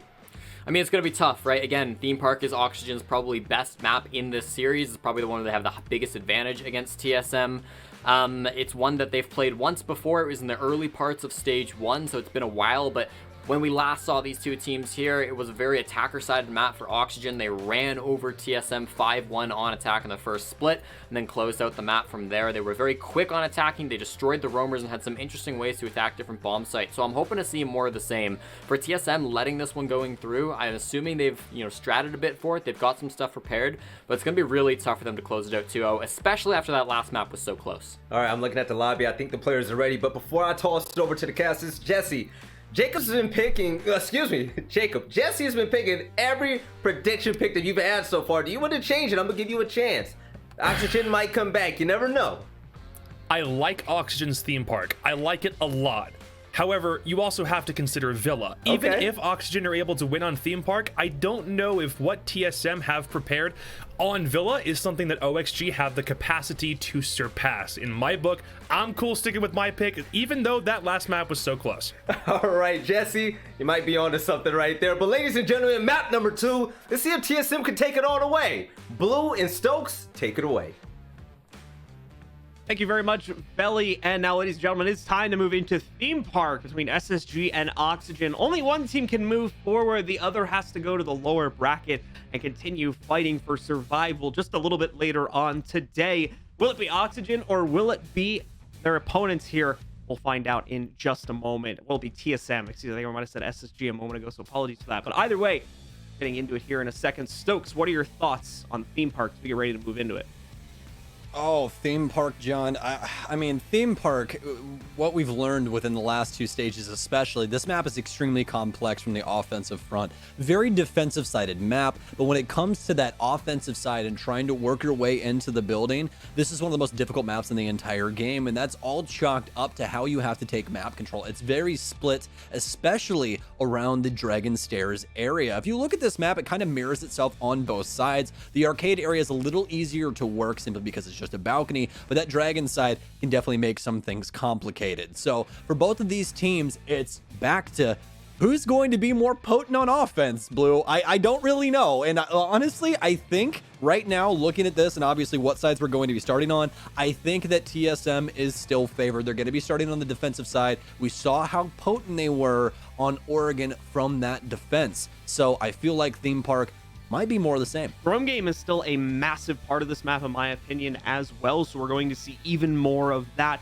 To be fair, sometimes we didn't get to see a whole lot of it from Oxygen, just because either the players weren't really getting themselves lined up with where the pushes from TSM were coming for, or they had to retreat back to the site before they could find any of that impact. But I think here on Theme Park, especially in the early round, it's going to be a massive part of the game. On some sites, potentially within mid and late round too. For instance, you've got that strategy that sits down over in Throne where you try to pull players away towards Lab with an extended roam towards there. There's a lot to play for in this map. And as you said, it's a very, very complicated one. So let's find out if Oxygen is truly prepared for it, as it is their pick. Or will TSM show up to be the stronger team today and knock Oxygen into the lower bracket in 2-0 fashion? There's a lot on the board for both of these teams. Remember, folks, whoever ends up winning this major this weekend walks away with $62,000. You can put a little bit more on top of that, sprinkle on top of the pile for that last 500. But let's talk in big numbers. 62 grand for whoever ends up winning this weekend. All these teams won it. These guys have been fighting for major spots for so damn long. TSM and Oxygen onto Theme Park. We got Mav, Nomad, and Wamai off the board so far. Some unorthodox bans here from Oxygen. I like the Nomad ban. I like the Wamai ban coming in. We talked about how potent that was on Oregon, but the Nomad ban coming in again means that roam game is going to thrive. Maverick was a pretty huge part on the previous map, and specifically on this map, he can be pretty quintessential to taking out some key reinforcements, so he'll be banned out. That does mean that Thatcher will be left in play, though, so standard hard breach procedures can easily be used by the attackers here. May have to work yourself past some of the denial, though, as none of those ops have been banned out here. Either way, we're going to get ourselves into the first round here. TSM has the defensive start since it's their opponent's map pick, and they're going to go right where we expect them to, into the throne room for their initial defense.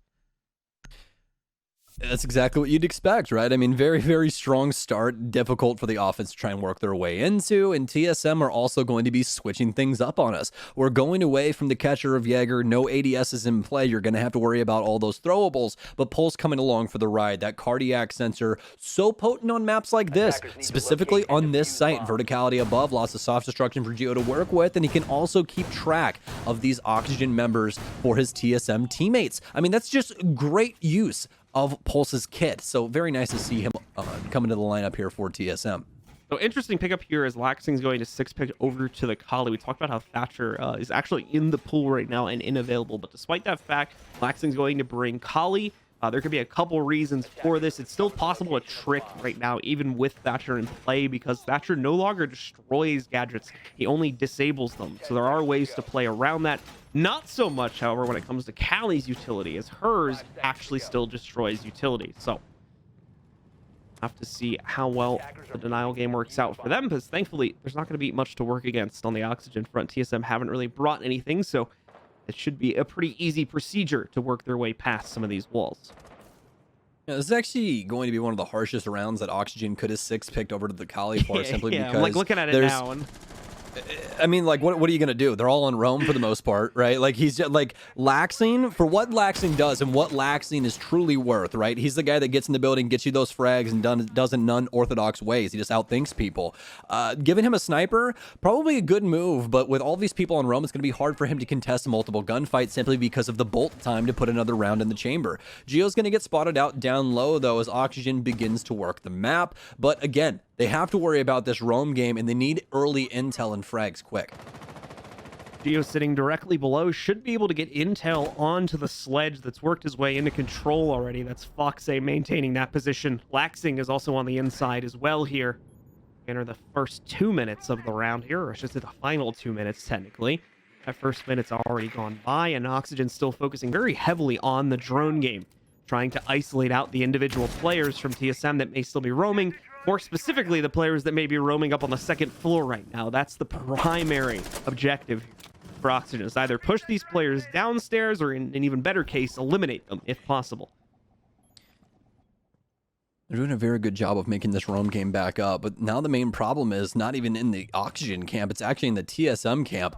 Oxygen have established a lot of horizontal angles here to try and hold down these roaming members, and with Oxygen barreling down on them with assault rifles and everything else, it's going to be difficult for them to try and fight out of this, and if they cross into the wrong angle, there's a sniper waiting for them. I feel like we're playing a completely different game right now with him on the field. Oxygen working their way up top and getting another frag for their pleasure. Achieved down at the bottom of yellow stairs. TSM to the slaughter as yet another falls to Foxay. Down to just the smoke and the Malusi here now to play into this round. Merc and Chala gonna have to try and find some way to salvage this 2v5. Merc still in the middle of the Hornet's nest too upstairs.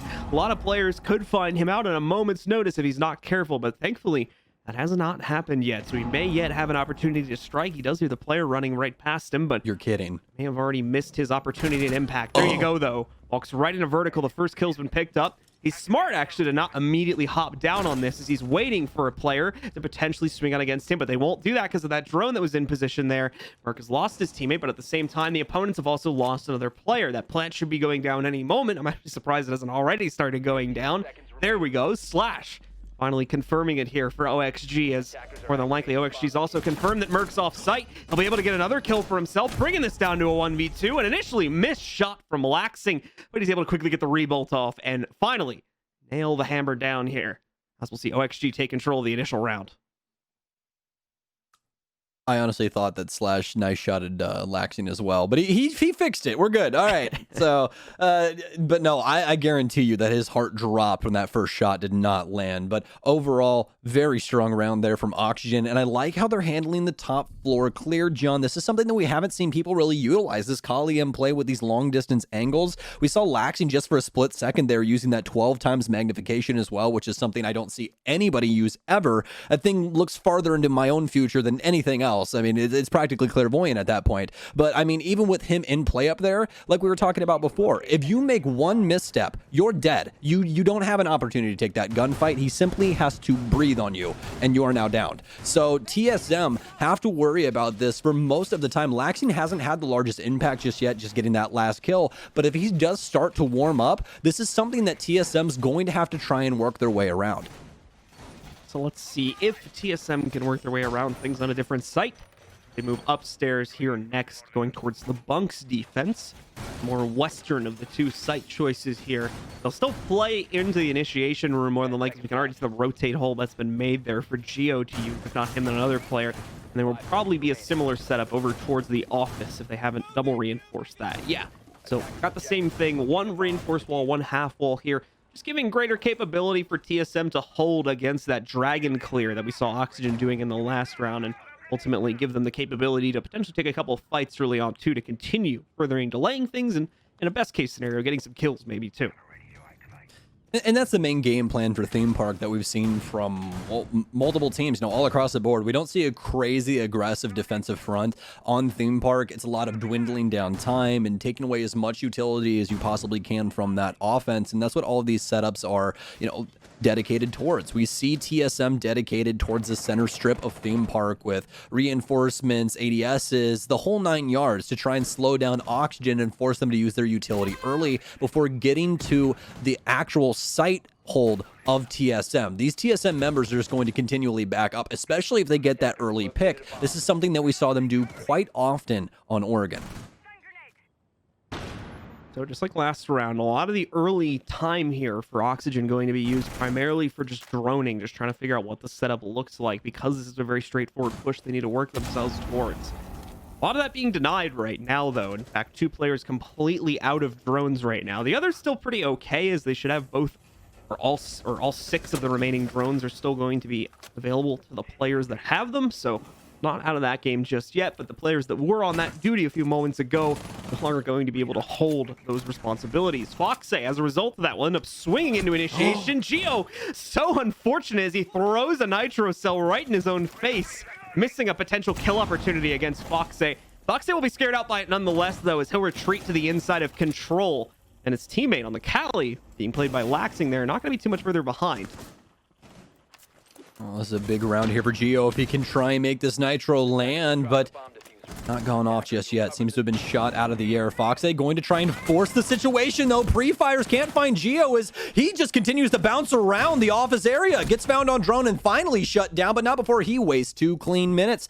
Great roam there from Geo, or at least an extended hold for him, but now it's down to the rest of these TSM members to try and make it happen. He stood up for him, but now they have to stand up for themselves. Chala's still having smokes on hand, as well as a nitro cell in the back pocket of Bolo. This is definitely doable, but Oxygen still having plenty of utility at their own disposal as well. Not too many drones, though, and this is something that's hindered their success in the past. Vertical now trying to pressure onto Office, but this is where that problem is going to come in with those drones. They need these drones to know where the positioning is of TSM. As long as they don't have that, it's all face checks all the way, and you tend to see some things like that happen as Blue lights up the scoreboard even onto their own team members, as actually it's down into a 3 versus 3. Achieved, and the rest of the squad currently poised out on the balcony, but oh my god, Biologic shuts down Merc. Oh, Oxygen all over the board. Chala, the last one remaining in a 1 versus 3, and Bio wipes the board with him. Oxygen claim round 2. Biologic, you absolute madman. The land, man. The land difference is making the day here right now. Biologic absolutely destroys the efforts from TSM to defend that. And then we have another one of those crazy rounds as well. We had at least 2, if not 3 of these go down back over on Oregon, where it just seemed like the attackers really had no asks to get into the site, considering the low time situation. But out of nowhere, this time an individual, Biologic, all on his own, brings it all to the table, all the fragging power that was needed, and puts OXG in the winning position to take that round, now with a 2-0 lead. Defenders, protect your bombs from being defused by... That was such a play with Habana. That was insanity from Biologic right there. That is a highlight play inside of that man's career. I mean, Habana, especially inside of, those means, you have a very low mag capacity gun, and then to, finish it off with the bailiff at a pretty decent range as well. I mean, what a round from him. But that's going to be something that TSM are not going to smile upon at all. Not only a team kill onto Bolo, which could have changed up the entire round. I mean, we saw the positioning of Bio as well. He was poised at the top of yellow. So Bolo definitely could have done something there to try and have an effect on that. He fought his way, over towards the arcade balcony, taking multiple gunfights with Daycare and everything else. So having Bolo there could have changed up that entire round. But that's in the past now, folks. TSM have to focus on the future of this map and try and slow down Oxygen's very aggressive offense. All right. So Oxygen out on the board yet again here. Going to see the same defense put up by TSM. And they have pretty good reason to go back to this site too, considering just how close the previous defense was. Really only one player from Oxygen making the difference, if you look at it that way. So TSM definitely going to be of the feeling that they're not too far off from a win here if they go for the repeat. Regardless, though, the clear is going to be done in similar fashion by Oxygen. Heavy emphasis on the drag and drop into control, as well as the windows and the cache door as well, in order to give them their first bits of map control. TSM, for the most part, as you can see, is respecting that. Just holding the extremities of the next rooms over, as Merc will try to deny any players that look to push their way deeper into cache, as well as the players with the setup to try and deny control access as well over on the other side.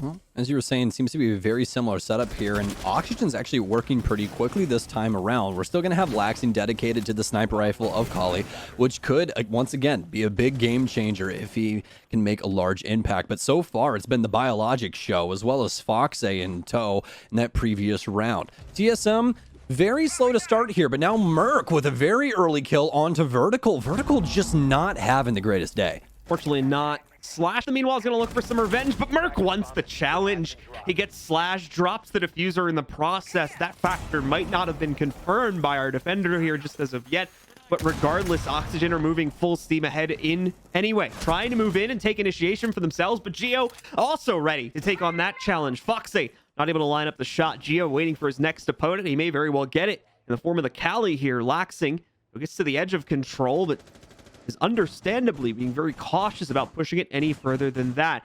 He needs the capability to get this one shot off against Geo and just barely misses it too. Goes right over his shoulder.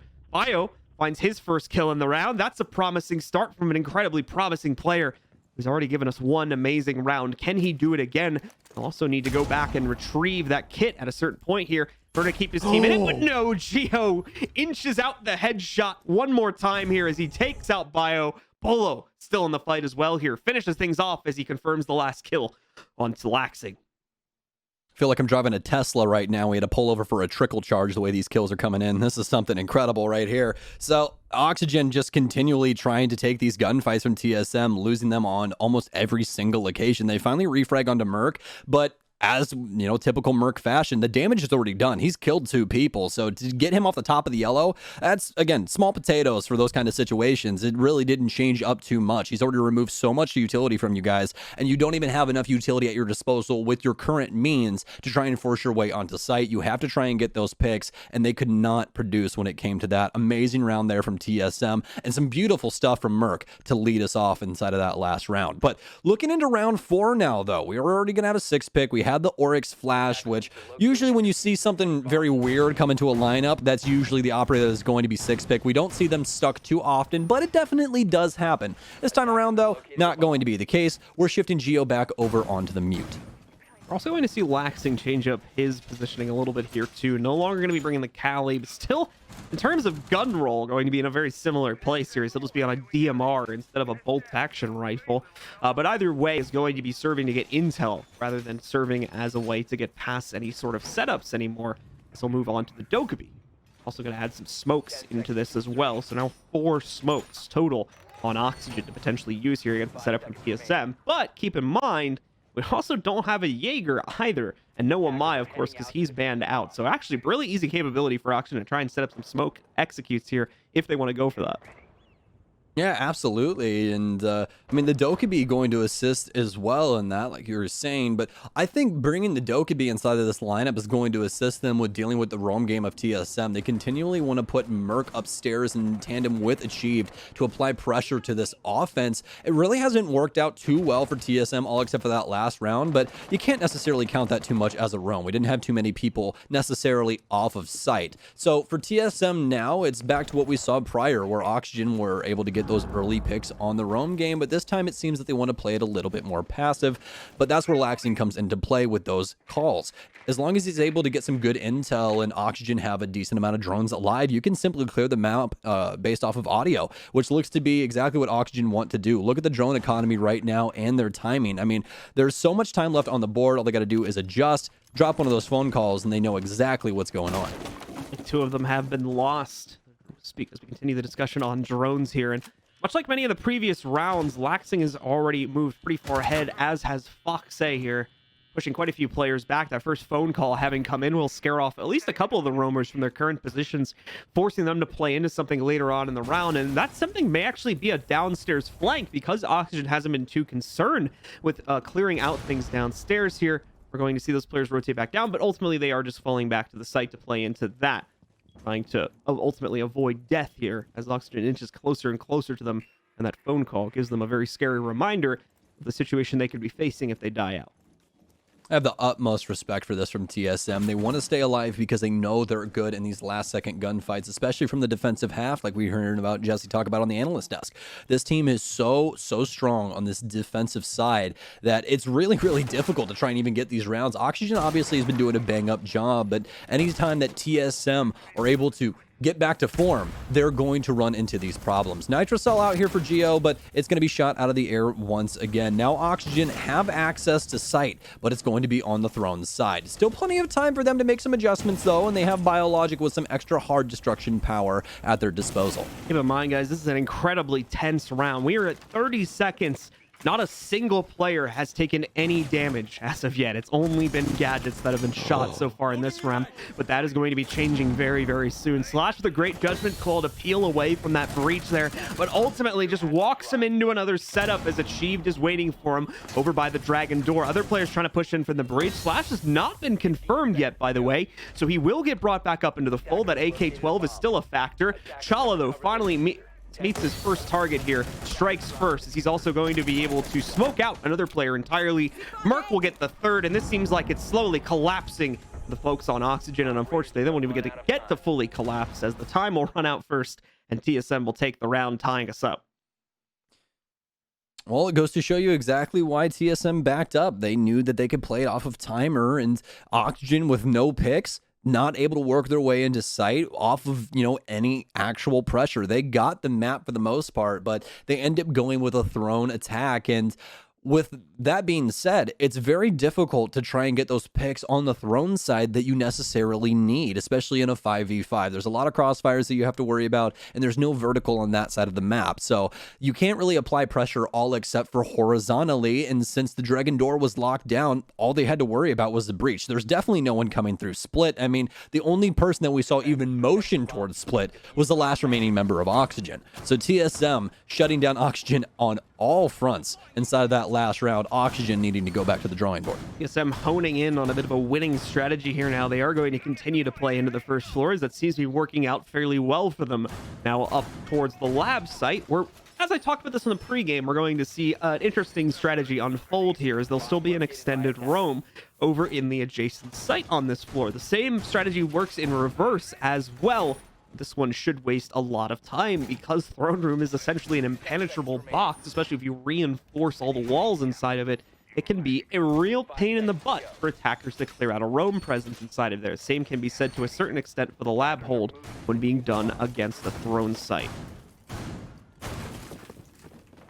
Okay, well, Oxygen now outside of the gate and to the races.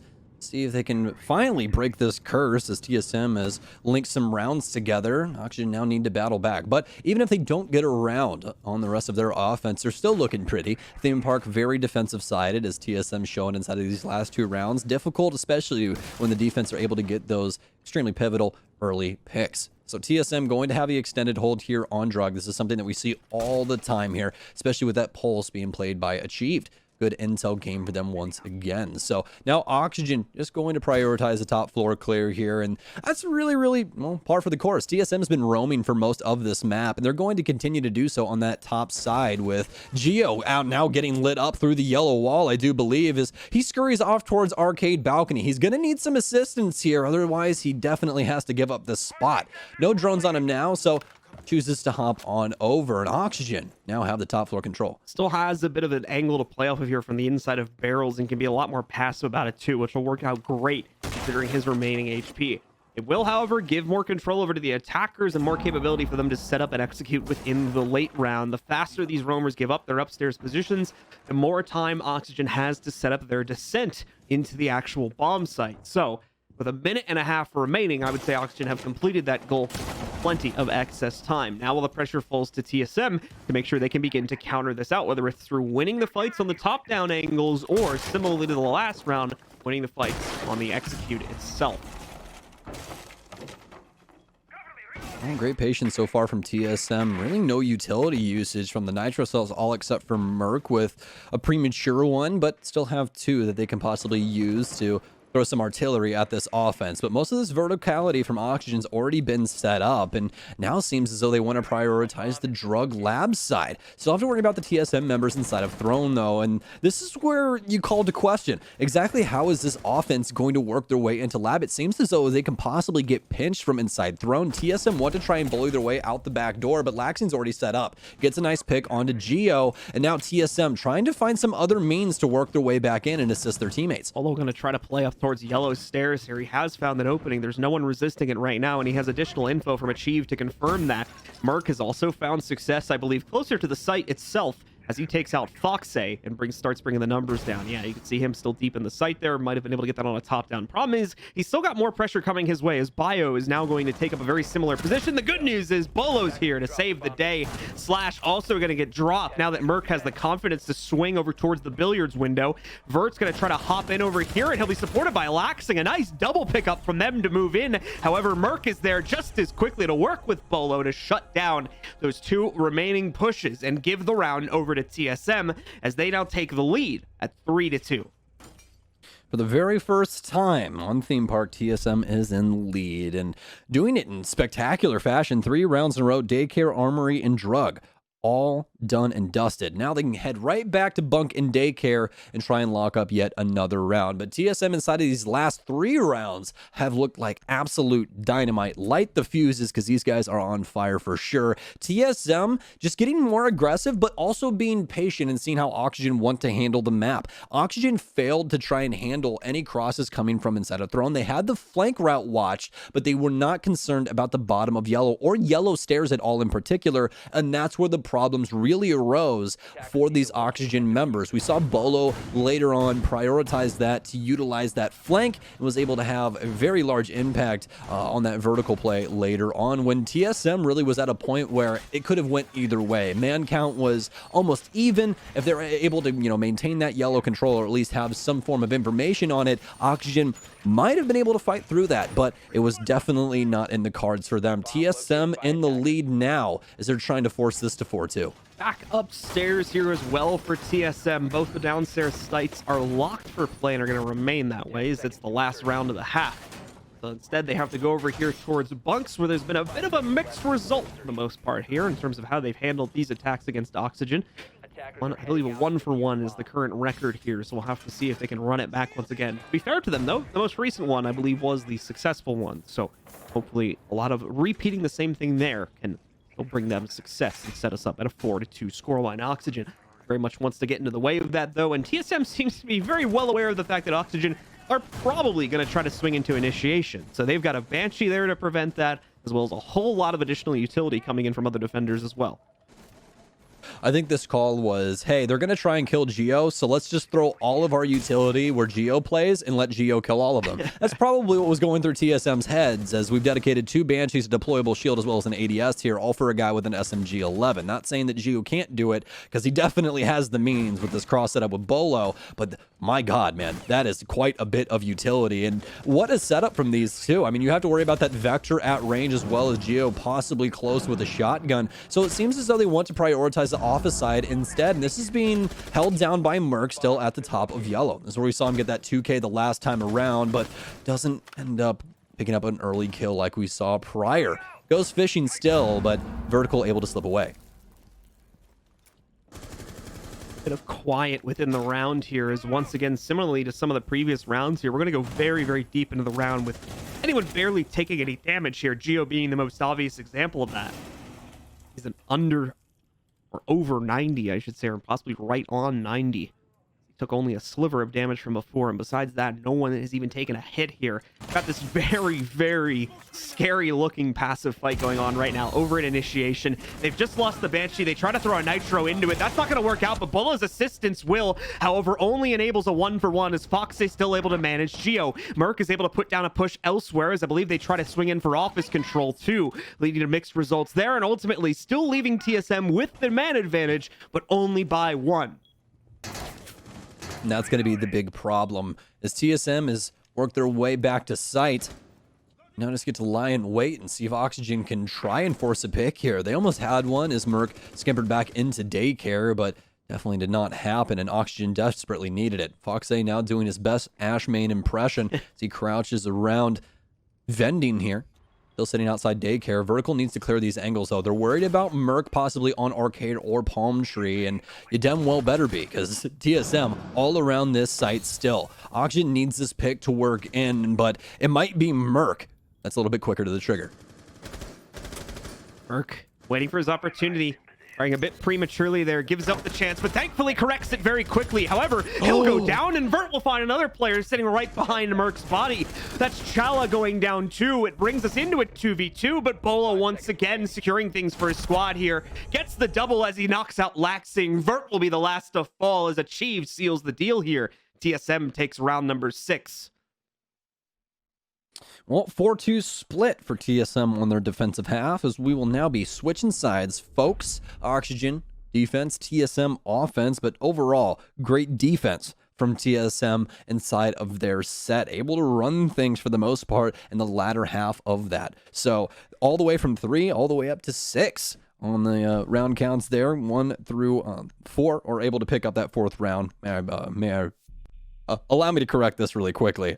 So through round 3 to round 6, they won all of them. That was what I was trying to get to. Just over-explaining things as per usual. So moving quickly past that, TSM on their previous map on Oregon did not have the best time on offense either. And with this 4-2 split coming in, this really could be the time for that overtime to come back into play. I think TSM will still pick up some offensive rounds, but with Oxygen and how dominant they've been in the past here on theme park defenses, it's either going Oxygen's way or I think we're going to be forcing an OT. Well, we'll have to find out if that'll be the case. Like you said there, the attacking side is oftentimes the biggest test for teams on this map. It's an incredibly defender-sided map, but TSM getting a lot of confidence brewing off those previous rounds, especially in the case of Merc, and to a lesser extent Bolo. So time to see if they can translate that over to the attacking side. And if not, time to see who from Oxygen will awaken, start igniting this comeback from a 2-4 deficit. TSM is out on the board. We've got the throne defense set up here for OXG, as well as at least one player roaming around upstairs. Let's make that 2, as Laxing is also joining up with this task as well. Let's see if they can do some damage here against the TSM attack. Okay, well, extended, as you said, Foxe and the rest of the squad upstairs for Oxygen Bio going to be inside of the lab area. So pretty peculiar setup here for the defense, but can most definitely work out. Again, we've seen Oxygen always be very strong on this side of new theme parks. So it seems as though TSM want to handle this roam game, though. They've already assigned Merc over to the Jackal. Now they just need to get the pressure on this roam game and start forcing them into these other guns of these TSM members. Some early intel here that's more than likely going to be on to Lax. Let's see exactly what they end up figuring out. Able to track someone, as it actually seems to be Foxe at the bottom of yellow, but that's even more potent. They're able to clear out mostly the top floor here, all based off of that utility. So I mean, so far so good for TSM. Right use of the Jackal, yeah. It susses out both Laxing and Foxe over the course of that there. Might want to call an emergency meeting. Yeah, and now we're going to see a Jaeger get found out too. That one won't be a massive impact though, since it's pretty much on the direct opposite side of the map. That's like old news more than anything else right there. So Bert doesn't have to worry too much about getting pinged out in that situation, as I don't even think he has any pressure coming towards the drum room anyway. But either way, it will start building up closer to the site here, so you'll begin to see a lot of those roam players begin to retreat entirely towards the site or commit to this lab setup that I was talking quite a bit about earlier on in the match. Now we finally get to see it here used by OXG. TSM is doing such a good job of holding these choke points at the staircases. They take down Biologic inside of, I believe, Lab, but still, I mean, lots of Oxygen members to worry about across the map. They actually still do indeed have someone in Lab. That's Laxing, so that pick coming from other means. He's going to get droned out, though, and now going to have to make some quick work. Has a Nitro Cell upstairs just waiting to blow that as the verticality comes through. Does some damage to Achieved, but does not end up downing him, and now this is going to be a big problem. Luckily enough, though, most of the drones from TSM dedicated to flank watch, as they are worse for wear in that department. Really trying to make this work onto Laxing, but he's the master of disguise as he quickly skimpers around sight, but not before Bolo puts a bullet in his brain. Merc follows suit as well, takes down Foxe. That's all left of the site players here with Slash and Vertical. Last two here are also going to be the two trying to play closest to the site. Vertical's going to have to wrap back around, but he also might be a surprise. No, never mind. Merc immediately deletes Vertical here. Everything falls to Slash. He's a surprise at first, but he can't make the impact that is needed, so it is a flawless round for TSM as they take the initial on their attack and go up to 5. Is it just me, or are you sweating? It might be Oxygen, though, because right now I would be sweating. Yeah, and hey, what do you know? As soon as we say that, Oxygen timeout comes in. Thank you so much, production, for that. Timeout from Oxygen, and I mean, it's exactly what you and I are both about to voice, John. This is something that needs to happen right now. The timeout is necessary. They're having massive problems right now. They're down 5-2, and TSM is all of a sudden getting rounds on offense. I don't think that that was supposed to be, inside of the script. All of a sudden, TSM start firing off very early on, especially with Merc having some massive impact on that last round with that Jackal pick. If there isn't an immediate plan of correction from the leadership of OXG, this pause is absolutely to break down that round, talk about the things that went wrong, and look for those immediate corrections that need to be made. As you said, it has to happen on this round. They cannot let this go to a 2-6 scoreline, as trying to run 4 consecutive rounds without dropping them here, even on defense, right, is going to be a massively tough task for them to be able to get through, because they're going to have to run all the way around their defensive setup, not dropping a single site in the process of rotating it, and then they'll have to complete one additional one after completing the full rotation too. So they need to pick this up now, otherwise they're going to have an incredibly tough time getting back into this game and into this series as well. There's a lot of problems for Oxygen right now, but obviously the defense is where things are most notable. They need to try and change things up, as you said, but we're gonna have a big change coming here, something that I don't even think that we've seen picked in this year, century. I don't really know. Yeah, what game was that? I don't even remember. Like I know it was an NA. I just don't remember what game it was. Are you sure it wasn't FPL over the last 2 days? No, it wasn't. No, I know it was during an actual. It's definitely been picked at least once this year in NA, but it may only be one other time, just to accentuate the point about how rarely this operator comes up into play. Yeah, so Frost is here, folks, for those of you that for some odd reason are not looking at the screen right now. Frost is in play, and this is something that we don't see happen too often. Pretty self-explanatory, but for those of you that simply just watch the game and really don't know what this operator does, she has bear traps. You step in it grabs your leg and downs you. Very simplistic, yet very annoying if you end up hopping into one. And funny enough, if you did not know this about her, she actually has an upside-down bell curve for her amount of like productivity that she has inside of ranks. Oh, really? So she's super potent inside of silver, not potent at all inside of plat 3 and gold 1, and then super potent inside of diamond because nobody brings her. So when she does get brought, she kills everybody. There you go, folks. One of the more interesting operator bell curves for Siege right there when it comes to how her skill kind of gets played out in casual matches. But we've got TSM on the board now. They'll more than likely spot out at least one of those mats momentarily here, meaning that they'll immediately start checking the floor when they jump into any window. Slash is inside of Cafe, very much ready to take that fight against Bolo. Tap away to finish him off and knock out one of the most powerful players that's sitting on the TSM roster right now. The big man on campus, though, Merc, has not been taken out just as of yet, so he's still a massive factor here, but he's also been thrown down to low HP now, so that as well is a huge takeaway that Oxygen's going to be able to get for themselves. Well, even more of an impact besides taking down Bolo, they've now damaged Merc, which obviously you have the exact same problems. It's someone that rarely loses gunfights. This guy's 13-1-4 right now, but TSM now battling back. Slash gets taken down after he gets his first kill of the game, and that's also going to limit the potential of his goo mines. TSM now have a chance to try and make this map and match point here. So Oxygen need to try and fight for this pick. Foxay wants to try and contest here with Laxing as they're holding down most of the arcade area, but specifically Cafe. TSM really don't seem to have a means to work their way inside from this side of the map just yet, but oh no, big pickup here for Bio. Didn't see that one flying in as the Chief gets taken down. Merc follows suit as well. Oxygen well within their right to take this round, and Laxing practically putting in the nail in the coffin with that one. Chala's down. Vertical takes Geo out. Oxygen all over the board as these blue frags just trickle in. Much more confident stance as well coming in there from Oxygen at that time. Especially as we got to the late round situation, they were denying any type of aggression from TSM throughout that round. Actually, I'm going to take back what I said about it coming in the late round. I mean, even just from the beginning, right? We're seeing players hold the Cafe angle, and right from the start, it knocks out Bolo. So things got really aggressive right from the beginning there from OXG, and every single time it continued to work out for them. They had no reason not to keep doubling down on their own defensive aggression here in order to get a W out of that one.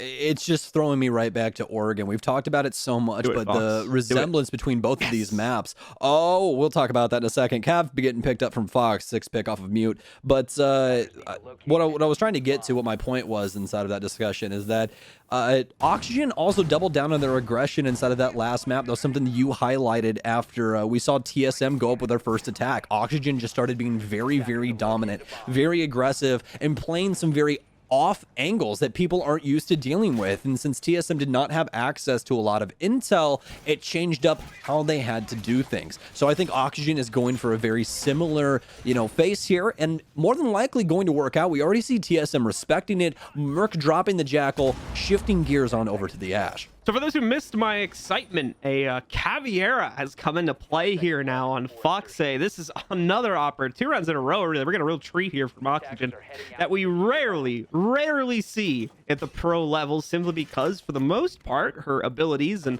what she brings to the table can be countered out very easily by players at this level. But with the success that they found via this really incredible aggression from Oxygen on the previous round, it might actually work in this situation, the Caviera. And of course, her passive, if she gets a chance to use it, upon downing a player, she can interrogate them, giving away every single remaining attacker's position in the game for a considerable period of time. This round, though, not going to start out that great for Oxygen, as Geo gets the opening pick. Well, they might need Foxay to have an impact more and more. And as you said it, Cav, an operator that can change up a lot of things inside of a game, but she is the most high-risk, high-reward operator that we have inside of Rainbow Six, simply because you have to go through a full animation after you've downed someone. So you can imagine the comms as you have a knife to your throat yelling at your friends to try and get her off your back. We'll see if Foxay can try and make something happen with that, but TSM's got too many drones upstairs right now, and it feels as though he's gonna have to respect that. No way for him to work around. He does have Silent Step, but it's not like Nook. He can't hide it from any vision. Coming down to that last half of the round here as we inch up on the 130 marker. TSM has that opening pick, but they haven't been able to get anything else just as of yet. They have been able to force a couple players out of position. Slash, most notably, has been shuffled around a couple times over the course of this round due to the drone work that's been going on. Nothing from Foxay just as of yet either, although he's very close to potentially being able to do something here, I think within the next 30 to 40 seconds if he tries to go for that flank on the back stairs. The same could even be said for the Legion right now. Oxygen, although they're down a player, they are absolutely not out of this round just yet. Bit of an unfortunate turn of events for Laxing. He'll get spotted out of the corner of his eye by that drone, so he'll have to drop down into barrels. No one will be able to clear him upstairs, and for the time being, he'll remain safe on the extremity of the first floor, same as Foxay, as well as the other roamer here.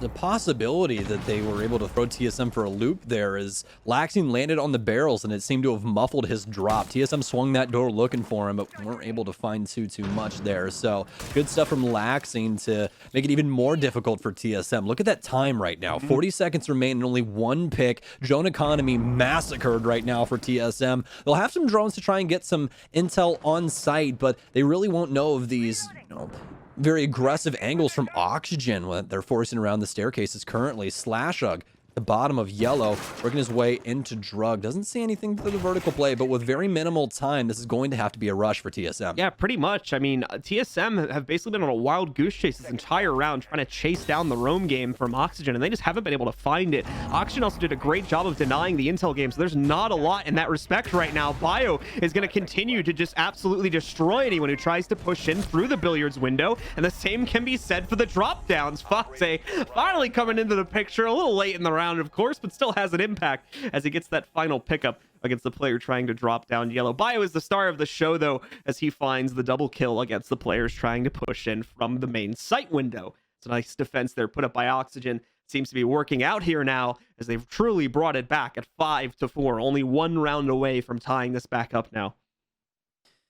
Guy is a whirlwind of a Rainbow Six player. He's been all over the board in every single capacity today, whether it be planting, killing, assisting. He does it all. And for everyone that was preying on the downfall of Biologic, I bet you feel real stupid right now, because this guy is playing lights out. Every single time that his name has been called up and he needs to be the most impactful player on this roster, he's been able to achieve it time and time again. So for Bio, the rest of this OXG squad, they need to continue this. Once again, TSM still in the lead. They only need 2 rounds as of right now in order to win this series and not have to drop into the lower bracket. One of these teams has to go on later today to play Dark Zero and losers. Well, throne defense, if any, is going to be one of the toughest for TSM to break as well. So one of the best chances that Oxygen have to try and tie this up is going to come right here on this round. Let's see if they can get it done. Their roam game has been getting better and better over the past 2 to 3 rounds here. They've been getting a lot more confidence built up to try and stop the TSM takes, even in very early times within the round itself, too. If we go back a couple more rounds and look at the aggressive hold they had on Cafe as an example of that. So TSM is working against a lot that wasn't necessarily there at the beginning of this half, and having mixed results trying to deal with it right now. It has to show up now for our attackers. Otherwise, Oxygen is once again going to become a true contender within this map.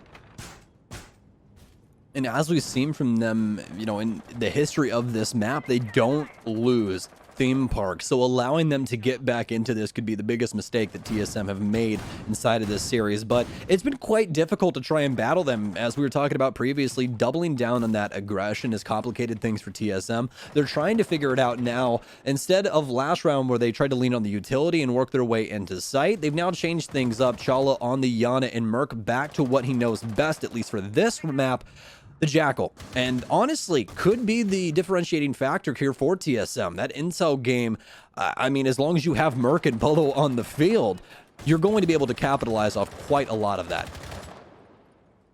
A lot of peppered shots going into soft walls more than anything else right now here, as Oxygen's roam game is actually on the move quite a bit here. I got a group of 2 players moving around together downstairs near barrels, so curious to see what they're shaping up for, if not retreating, because we did just see the Jackal move in and get access to Cafe, so it could have been a bit of a panic there to get them back into a much more stable position with the potential scan coming up right around the corner there. But not going to see, actually I think we did just see the first one get used up there as it spots out the Cade.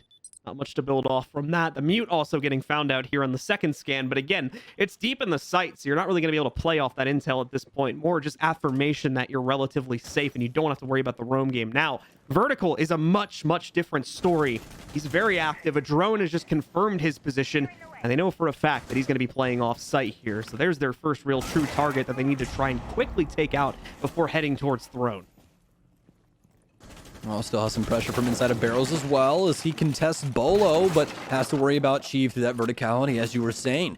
Could possibly have some frag grenades to try and assist with this as well, but Vert's battling back, does quite a bit of damage to Achieve, but still has to worry about this long cross. Contesting Bolo does quite some damage, able to slip through the seams as well. They need to try and shut him down in this bathroom rotate, but Vertical instead chooses to play his life. He knows he can't escape, so why not waste some more time?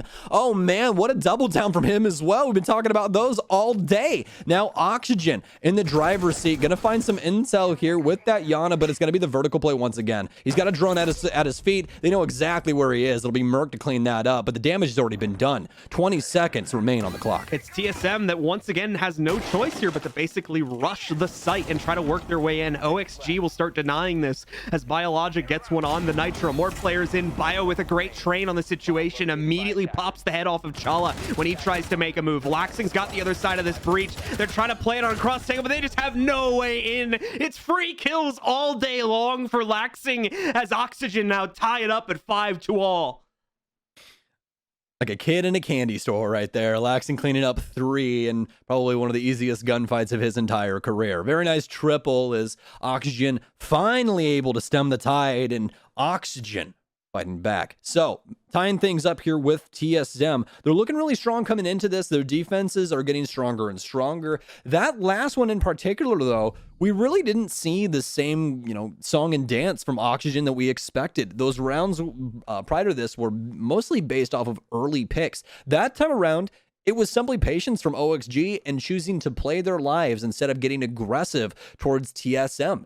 And it really worked out for them. I think that Oxygen's, you know, main thing for Theme Park and why they're so good at this map from what I've seen inside of these defenses and prior knowledge is that they switch up the pacing so often and what they're going to do on defense that it's very hard to keep track of what their next move is going to be. And you really need that intel game to arise in order to, you know, counter that. If you don't have that, I mean, how are you going to fight Oxygen when they're consistently, you know, on a roam game, moving back to site, doing all of these things all in one thing, you know, all in one round? It's practically an enigma. You're playing with a very jumbled Rubik's Cube. Well, the good news for TSM is things should be a little bit easier to grasp, more than likely, with the way that this round should be played out. OXG is setting up for that usual hold against the Dragon push, as they'll now try and win out the round over here on the inside, on the inside of bunks for themselves. So for TSM, they at least generally know what to expect when it comes to the roam game, and shouldn't be thrown for any massive surprises there this time. Now, with regards to what could happen in the mid and late round, that's still completely up in the air, and that's oftentimes where the OXG players have been able to find their impact. So definitely not an assured one for TSM either in that respect, especially when you consider just how well the OXG roster has been doing with their roam game in the past few rounds. Well, we're 10 rounds deep at this point, round 11 in front of us. 2 members of the teams overall with 10 plus kills. Merc for TSM and Biologic for OXG, both showing up in spectacular fashion, specifically Bio doing it from that supporting position, playing Habana and Smoke for most of this game so far. So for Bio especially, what a game, what a series from him once again. Oxygen still showing an aggressive front, Slash once again showing face inside of Cafe, but it's not nearly going to be as aggressive as we saw the last time. He chooses to back off and wait patiently, which more than likely a pretty damn good idea. TSM trying to force their way upstairs is Merc going for something a little cheeky. He wants to work his way up those arcade stairwell, or at least the arcade stairwell. So he works his way to the top, but not able to find too much. Actually might be able to get into a contestant here as we see Foxy dancing back and forth on the daycare door, but just seems to be contention for now. Oh. Foxy, a nice dodge there, gets out of the way of a nade that would have certainly killed him had he tried to stay on the angle there. But at the same time, Vertical was lost off screen. No more Goyo for the rest of this round. Laxing on the Jaeger is slowly getting chipped down bit by bit. It's not Foxy that gets that kill for the record. It's Bio that manages to get it from over here at the stairs, although it looked very impressive from Foxy's perspective. Not meant to be on that pick right there. So down into a 4v4 now, and also coming down to the last minute. TSM have their initial control, but much like many rounds before, are struggling to get out and get to the actual site because of these stragglers that are on the borders. And this is going to be the most difficult part for them since Oxygen's been allowed to survive for the most part. These crossfires are very dangerous for them to try and walk into now. You can see TSM is trying to put pressure on multiple fronts, but this is the problem when a defenseman is able to work his way out and get a pick. You've now cleared up that entire portion of the map. You're now down to a 1-front attack, but it doesn't matter when your name's Jason Bolo as he takes down 2 with 2 clean headshots. Still has plenty of find, as well as some TSN members in tow to assist. Chala starts to plan up. Gio's got one for himself. Slashug, the only member that remains, and he's not going to last very long. TSM cleans him up, and they get their first offensive round in quite some time. So unfortunate for Slash there at the end. Possibly had a chance to make the flank work, but his aim gets thrown off by a dead body. Ends up getting taken down there in the 1v3. TSM regain their control just when we had thought that they had begun to lose it to this very strong OXG defense. A pause is going to be called here, more than likely from the OXG roster. We'll get confirmation on that in a moment. But this is it. This is do or die time here for the folks on OXG to try and bring it back now or forever have to fight in the lower bracket. And just to confirm, it is a TSM timeout coming up on this round.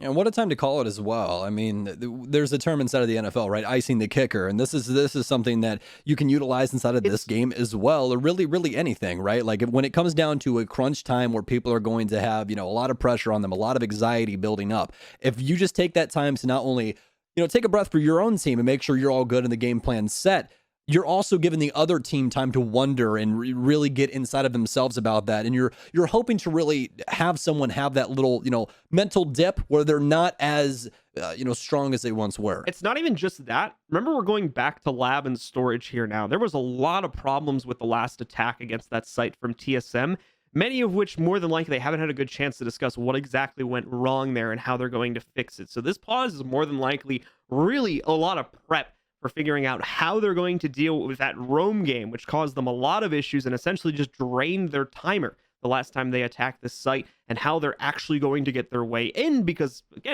didn't deal with that roam game, they had to walk into a setup against an M590 shotgun there, and it went pretty much as you would expect in that situation.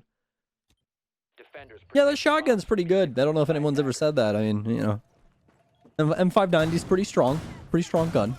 But we're going to have OXG bringing in the Frost once again on Fox Day. So probably going to be very similar positions with Bio and that shotgun.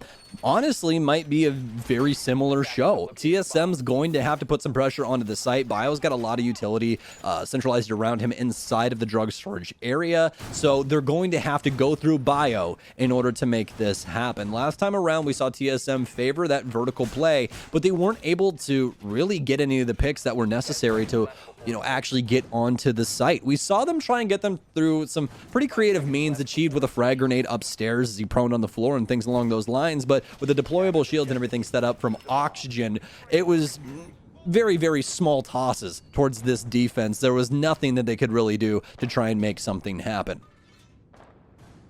So here we go, guys. TSM out on the table once again here. Their last chance to close it out in regulation and seal the deal for a 2-0 on this series. Otherwise, they're going back into overtime yet again against Oxygen, where Oxygen will have the chance to seal back their own map pick, be able to send us to a third and final map on Villa in order to decide this series. Similarly to the last attack, a lot of the initial pressure from TSM is going to immediately build up over here on Cafe, with Merc being the first player to swing in. The drone should have confirmed the position of the frost mat, so yep, that'll quickly get shot out by Merc. No one getting tripped up by that one.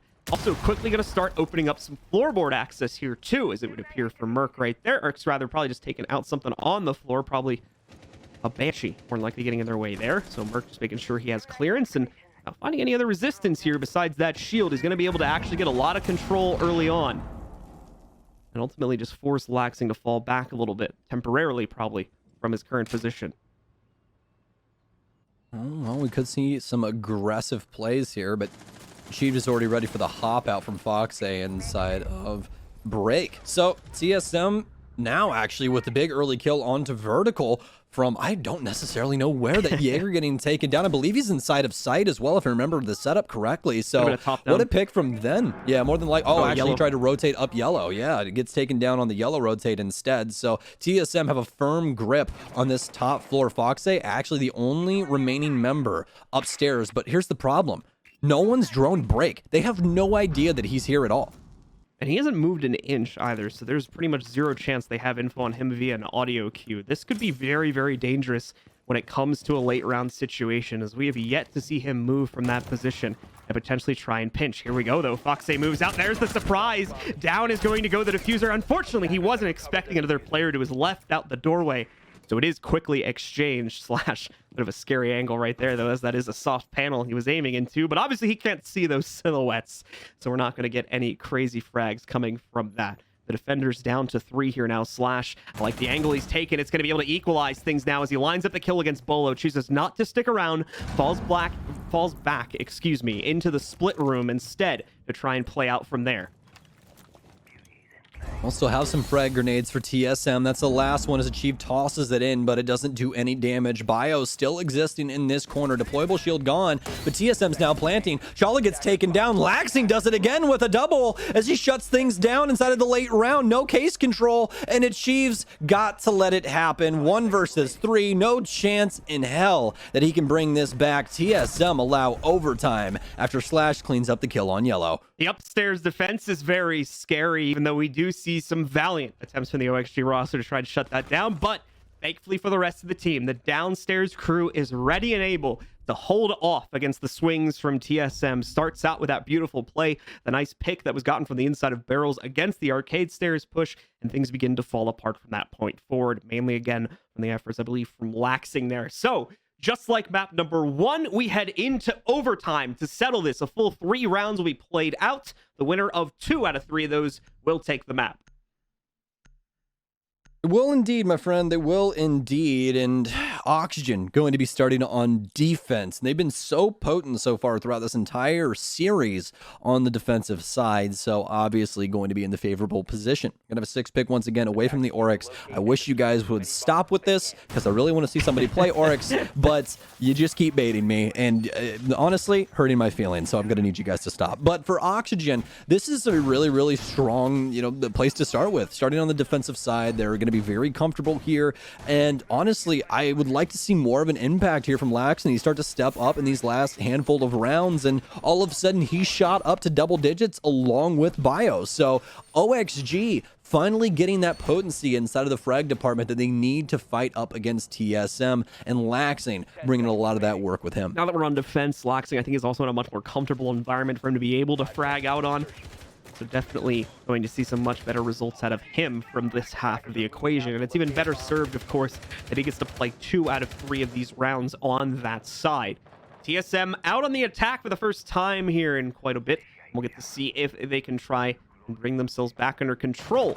Be able to finally piece together a few of these rounds, putting them ahead in OT, and maybe, just maybe, sealing the deal on this series for a 2-0 victory. As if not, OXG is going to tie us up. We'll head over to Villa. Away from that, pressure once again, at least early from TSM, is going to be working its way into Cafe. Well, this is something that we've seen from both of these teams time and time again. Laxing and Fox, the Roam duo on Roam. That's exactly what you would expect in very similar positions. So TSM more than likely going to check this out with some drones and try and have Merc make an impact here.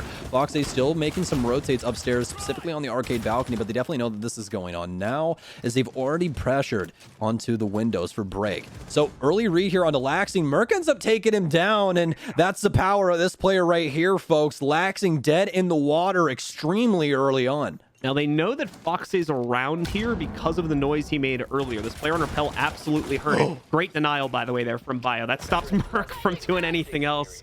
Foxy a bit too bold as he tries to go for the hop-out shotgun shot. Does not pan out, and Bolo will win out that fight, putting TSM back into control now with about a minute and a half left.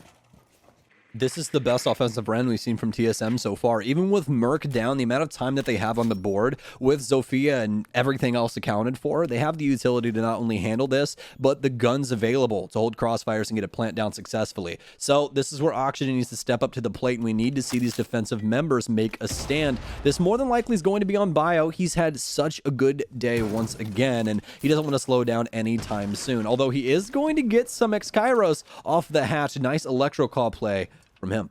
So able to deny that. Nade's going to get chucked down. It does destroy it. Is there a second one available for Bio to chuck out there? I don't believe so. So hatch is going to be reopened on the second X-Kairos charge. It seems as though all three have already been used. So none of the three walls guarding the site are going to be able to be opened up, as there's no additional hard breach available for the attackers. May not prove itself to be a major problem, however, as we still have other ways for TSM to get themselves into the site. Ultimately, it'll have to be without taking down the walls, because like I said, we're missing that crucial piece of utility. Bio trying to take a fight on a top-down angle, quickly learns his lesson from that one and is shuffled away. Ultimately, still to be taken down by a probably very similar angle from Achieved there. Bolo will find the next one, and now everything falls to Slash. This is a must-win round for OXG. Good first initial shot finds the head of Bolo and takes him out. That's a dangerous player, but three more still need to be found, and the problem now is that the timer is ticking in the other direction. It's working against him, not for him, and eventually, so will those bullets from Chala. They'll take out Slash. TSM get the opening round in OT. They're only one more away now from solidifying the series. Well, some very bad situations there for OXG. Early kill onto Laxing, and then Foxy just getting caught off guard inside of break. He got a lot of pressure from the window, but that was really it until the drone rolled in at the very last second. But he'd already dedicated himself to the hop out. But Bolo just that much quicker and thinking really, really far ahead on that one, ended up rappelling down the side of the building. Caught him off guard there. So TSM really just snowballing their early frags, and that was truthfully it. They got the early frags, they played their time, and then just slowly got rid of Oxygen as they tried to make plays. That was really, really well done from TSM. There's nothing else really to say about that. They even covered the flank from Bathroom. That was the last spot that I thought that they would have any intel at all. Attackers need to Baited out again there on the Oryx pick, as it's going to go over towards the... He's hurting me. Yeah, it's going to go still unachieved here, as it'll go over towards the Mozzie instead. So still no Oryx in play, and probably is going to remain that way, unfortunately, unless Oxygen gets another attacking round here. And even then, hasn't been a part of their strategy before, so not expecting it to come in now. But it is another throne defense here from TSM. The setup here on the site itself should be incredibly similar, if not identical, to what we just saw from Oxygen. Just no site denial, obviously, as we don't have the Cade. Honestly, I'm surprised that TSM ended up going with this. This is one of the sites that Oxygen ended up beating them on, but I mean, well, actually, they ended up getting the plant on Daycare as well, so I guess, you know, the lesser of two evils is exactly what they're going to go with. So instead of going with Daycare, which they played a couple more times, they ended up going with Armory instead, so we'll see how that works out. It looks as though TSM really want to get aggressive towards this east side and try and get some early picks. This is something that we saw early on from Bolo, but not in tow with Merc. This is where things have changed up, and this could really throw Oxygen for a loop, as I don't believe that they've seen this just yet. Now, Merc more likely going to have himself a tiny little hole to play off of there, but seeing the drone work its way through, that is going to scare him away, if only temporarily here.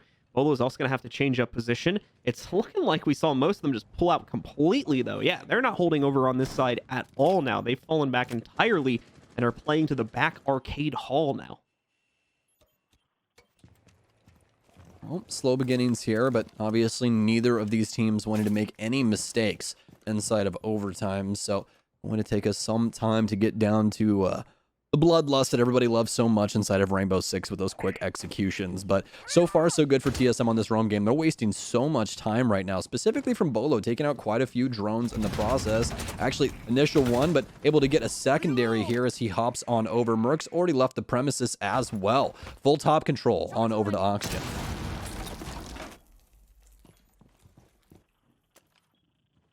Round is going to continue to boil up in a relatively passive way here as we enter that final half of the round, again with very little action occurring even on the roam game. Like I said, TSM wasted no time on pulling back every single one of their roaming players and either moving them entirely into the site or focusing their defense entirely on the back halls towards Arcade. So this leaves pretty much the entire east side of the building open now for the attackers to do with as they please. Nitro's going to go through. It doesn't sound like it got the X-Kairos though, so those are still going to go off without a bang, and the Nitro obviously not going to deal any damage. Not much coming from that utility there, unfortunately.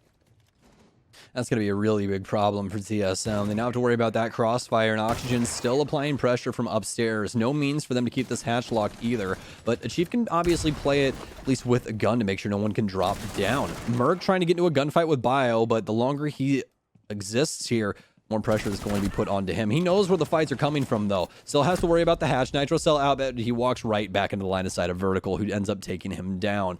Again, not the best day for Vertical, but this kill, so very impactful on this round. Oxygen need this in order to stay inside of winner's bracket. Bolo with a very nice move here, trying to play time. Oh my goodness gracious. Can he do it? He takes down one, can't get the second.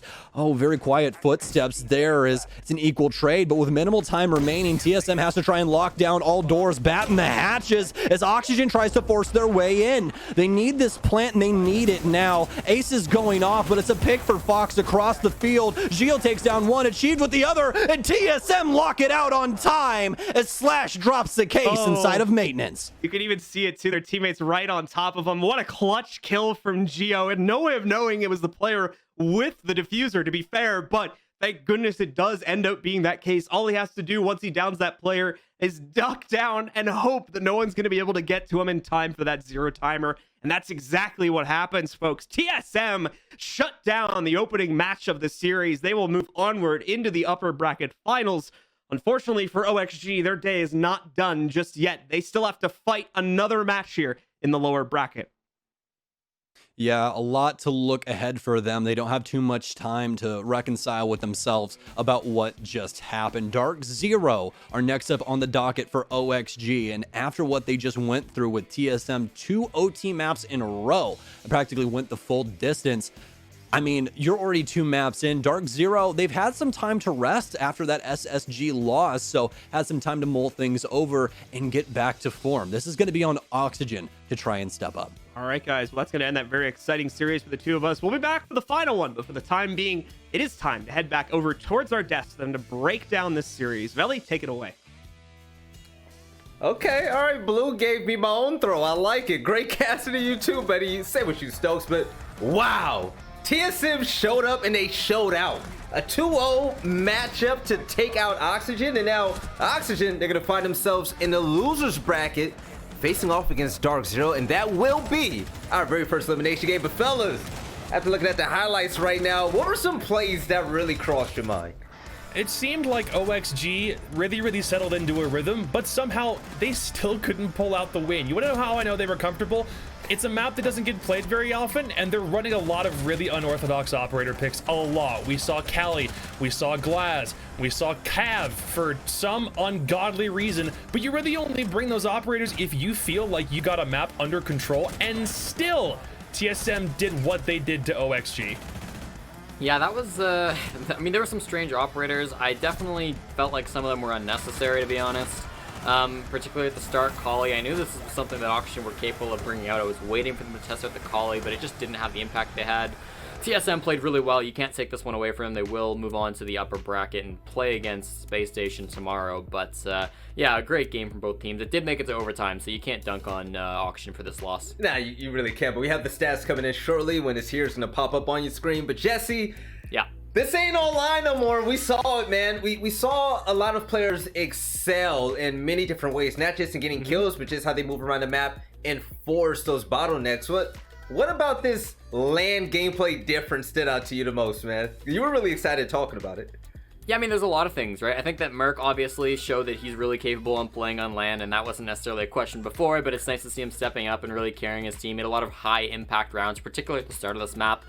We also saw Bio once again, that's back-to-back, proving that map 1 wasn't just a fluke. I think the playstyle that he plays really does excel on LAN. You know, he's that site player, and we're seeing site players find a little bit more success on LAN because, again, you can just sort of hold those angles, you can wait for the attackers to come to you, and you really can rack up a lot of kills, and Bio's been doing that really well, so you gotta give him credit for that. On the flip side, there's some players that aren't adjusting to LAN so well. I would say Vertical, you know, his positioning has still been great. He's had a lot of great moments, but he can't win 1v1s. You know, that last round aside, I don't think he won a single 1v1. He was really struggling in that department. All of his kills came from trades or from flanks when the enemy team didn't expect him. When it came to fair gunfights, he was struggling, and for somebody who usually plays roam and entry on Oxygen, that's a big loss. And then I thought Achieved as well was maybe not winning as many of those even gunfights as we're used to seeing from him, but still had that impact. They're giving his teammate information on stuff like the pulse or opening things up with the sledge. Still played his role pretty well, but it's those gunfights that you're just seeing some players not step up like we're used to seeing online. Sometimes, Jesse, you gotta hit those shots, right? Yeah. Jacob, Jesse, one of the names he mentioned was Vert, and my favorite play that entire map was when Vert went on roam, and TSM, they couldn't kill him until there was 25 seconds left on the clock. Elite roam, that's roaming 101 for you, right? Now, when it comes to Oxygen, we could harp on them all day about things they did wrong, but like you said, you like the op picks that we saw, Vert's roam and other things. What did you like about Oxygen, and what do you want to see against Dark Zero for that elimination match? Probably more of the same here in the sense of playing the map. What you're doing is you're trying to use a map that is as broad and as expansive as Theme Park to your advantage to waste as much time as possible. It's a very basic concept within Siege, and sometimes I feel like we forget that it's not always about just getting the diffuser down or just trying to get as many kills as you need. It's about wasting time, it's something you can do on Theme Park perhaps more effectively than any other map just because of its sheer size, and it's still a labyrinth. Once you figure out how to navigate the top floor, there's so many different places for you to hide. It is impossible at any point on a map like Theme for you to leave somebody in a room uncontested by themselves and expect to win unless you clear them out. OXG, they need to take advantage of this heading into Dark Zero's game, because if they are way better at playing the map, no matter what battlegrounds we head to in that DZ series, then they might just have a chance of pulling it out. You tell it, Jacob. So the stats just came in. We're going to throw it up on your screen in just a moment to see how well some of these players did, and it's a shocker on Oxygen's side. Bio, once again, 14 and 8. Tell me about it. Back to back like Drake. You have Laxi right behind him, but for TSM, Merc and Bolo. Okay, so the last time I saw them go off like that, I mentioned something on Twitter about, you know, how significant it is that you could find them on opposite sides of the map, and they would clap just about anybody in a way. And Merc said, you know what, that's my duo. This is just what we do. Oh, Jesse, looking at these stat lines, man, what pops out at you? I mean, it's Merc again, right? Having a great time, 15-11. 4-1 on opening statistics is also really important. Arguably more important, I think opening stats are a huge part of Siege, and Merc being able to put in so many opening wins for his team was big. And then, you know, I hate to keep bringing him up, but Vertical as well, 1-5 on those opening statistics are really not where you want to be, and that's sort of coming from the fact that, again, a lot of his kills came from trading his teammates or popping out late rounds where he wasn't expected. I think that that one opening kill came in the final round of that map, where he got that flank inside of lab storage. So, yeah, I mean, these stats, they definitely tell a story. Hyped to see Bio up there, and 6-8, it's a close scoreline. Oxygen still have a lot of potential to go far in this tournament. All right, so I'm gonna give this over to the new guy. I didn't tell you I was gonna do this, but we're gonna have some fun. Jacob, you had something you wanted to say, and when you're done, I want you to throw it to the break for our final match of the day. Go all out, man. Welcome to your first major.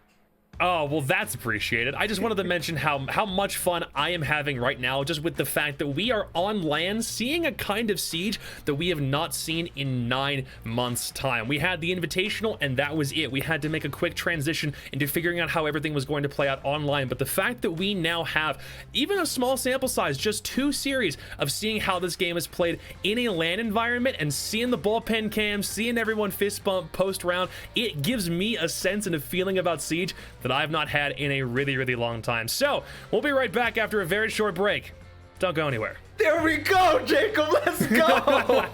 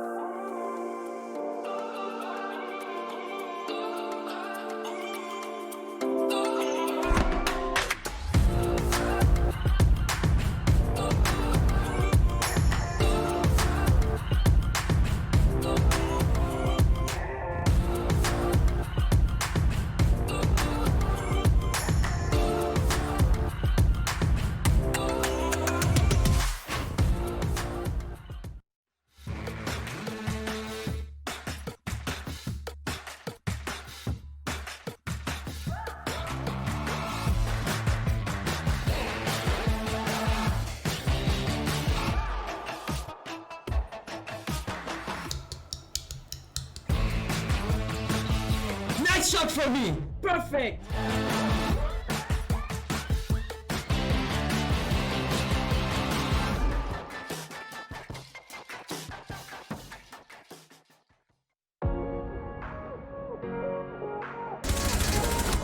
Oh my god.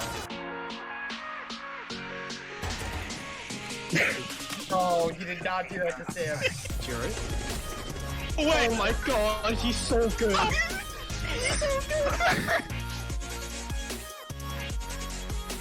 They're a number right now. It's an ace! Ace, let's go, baby! Let's go!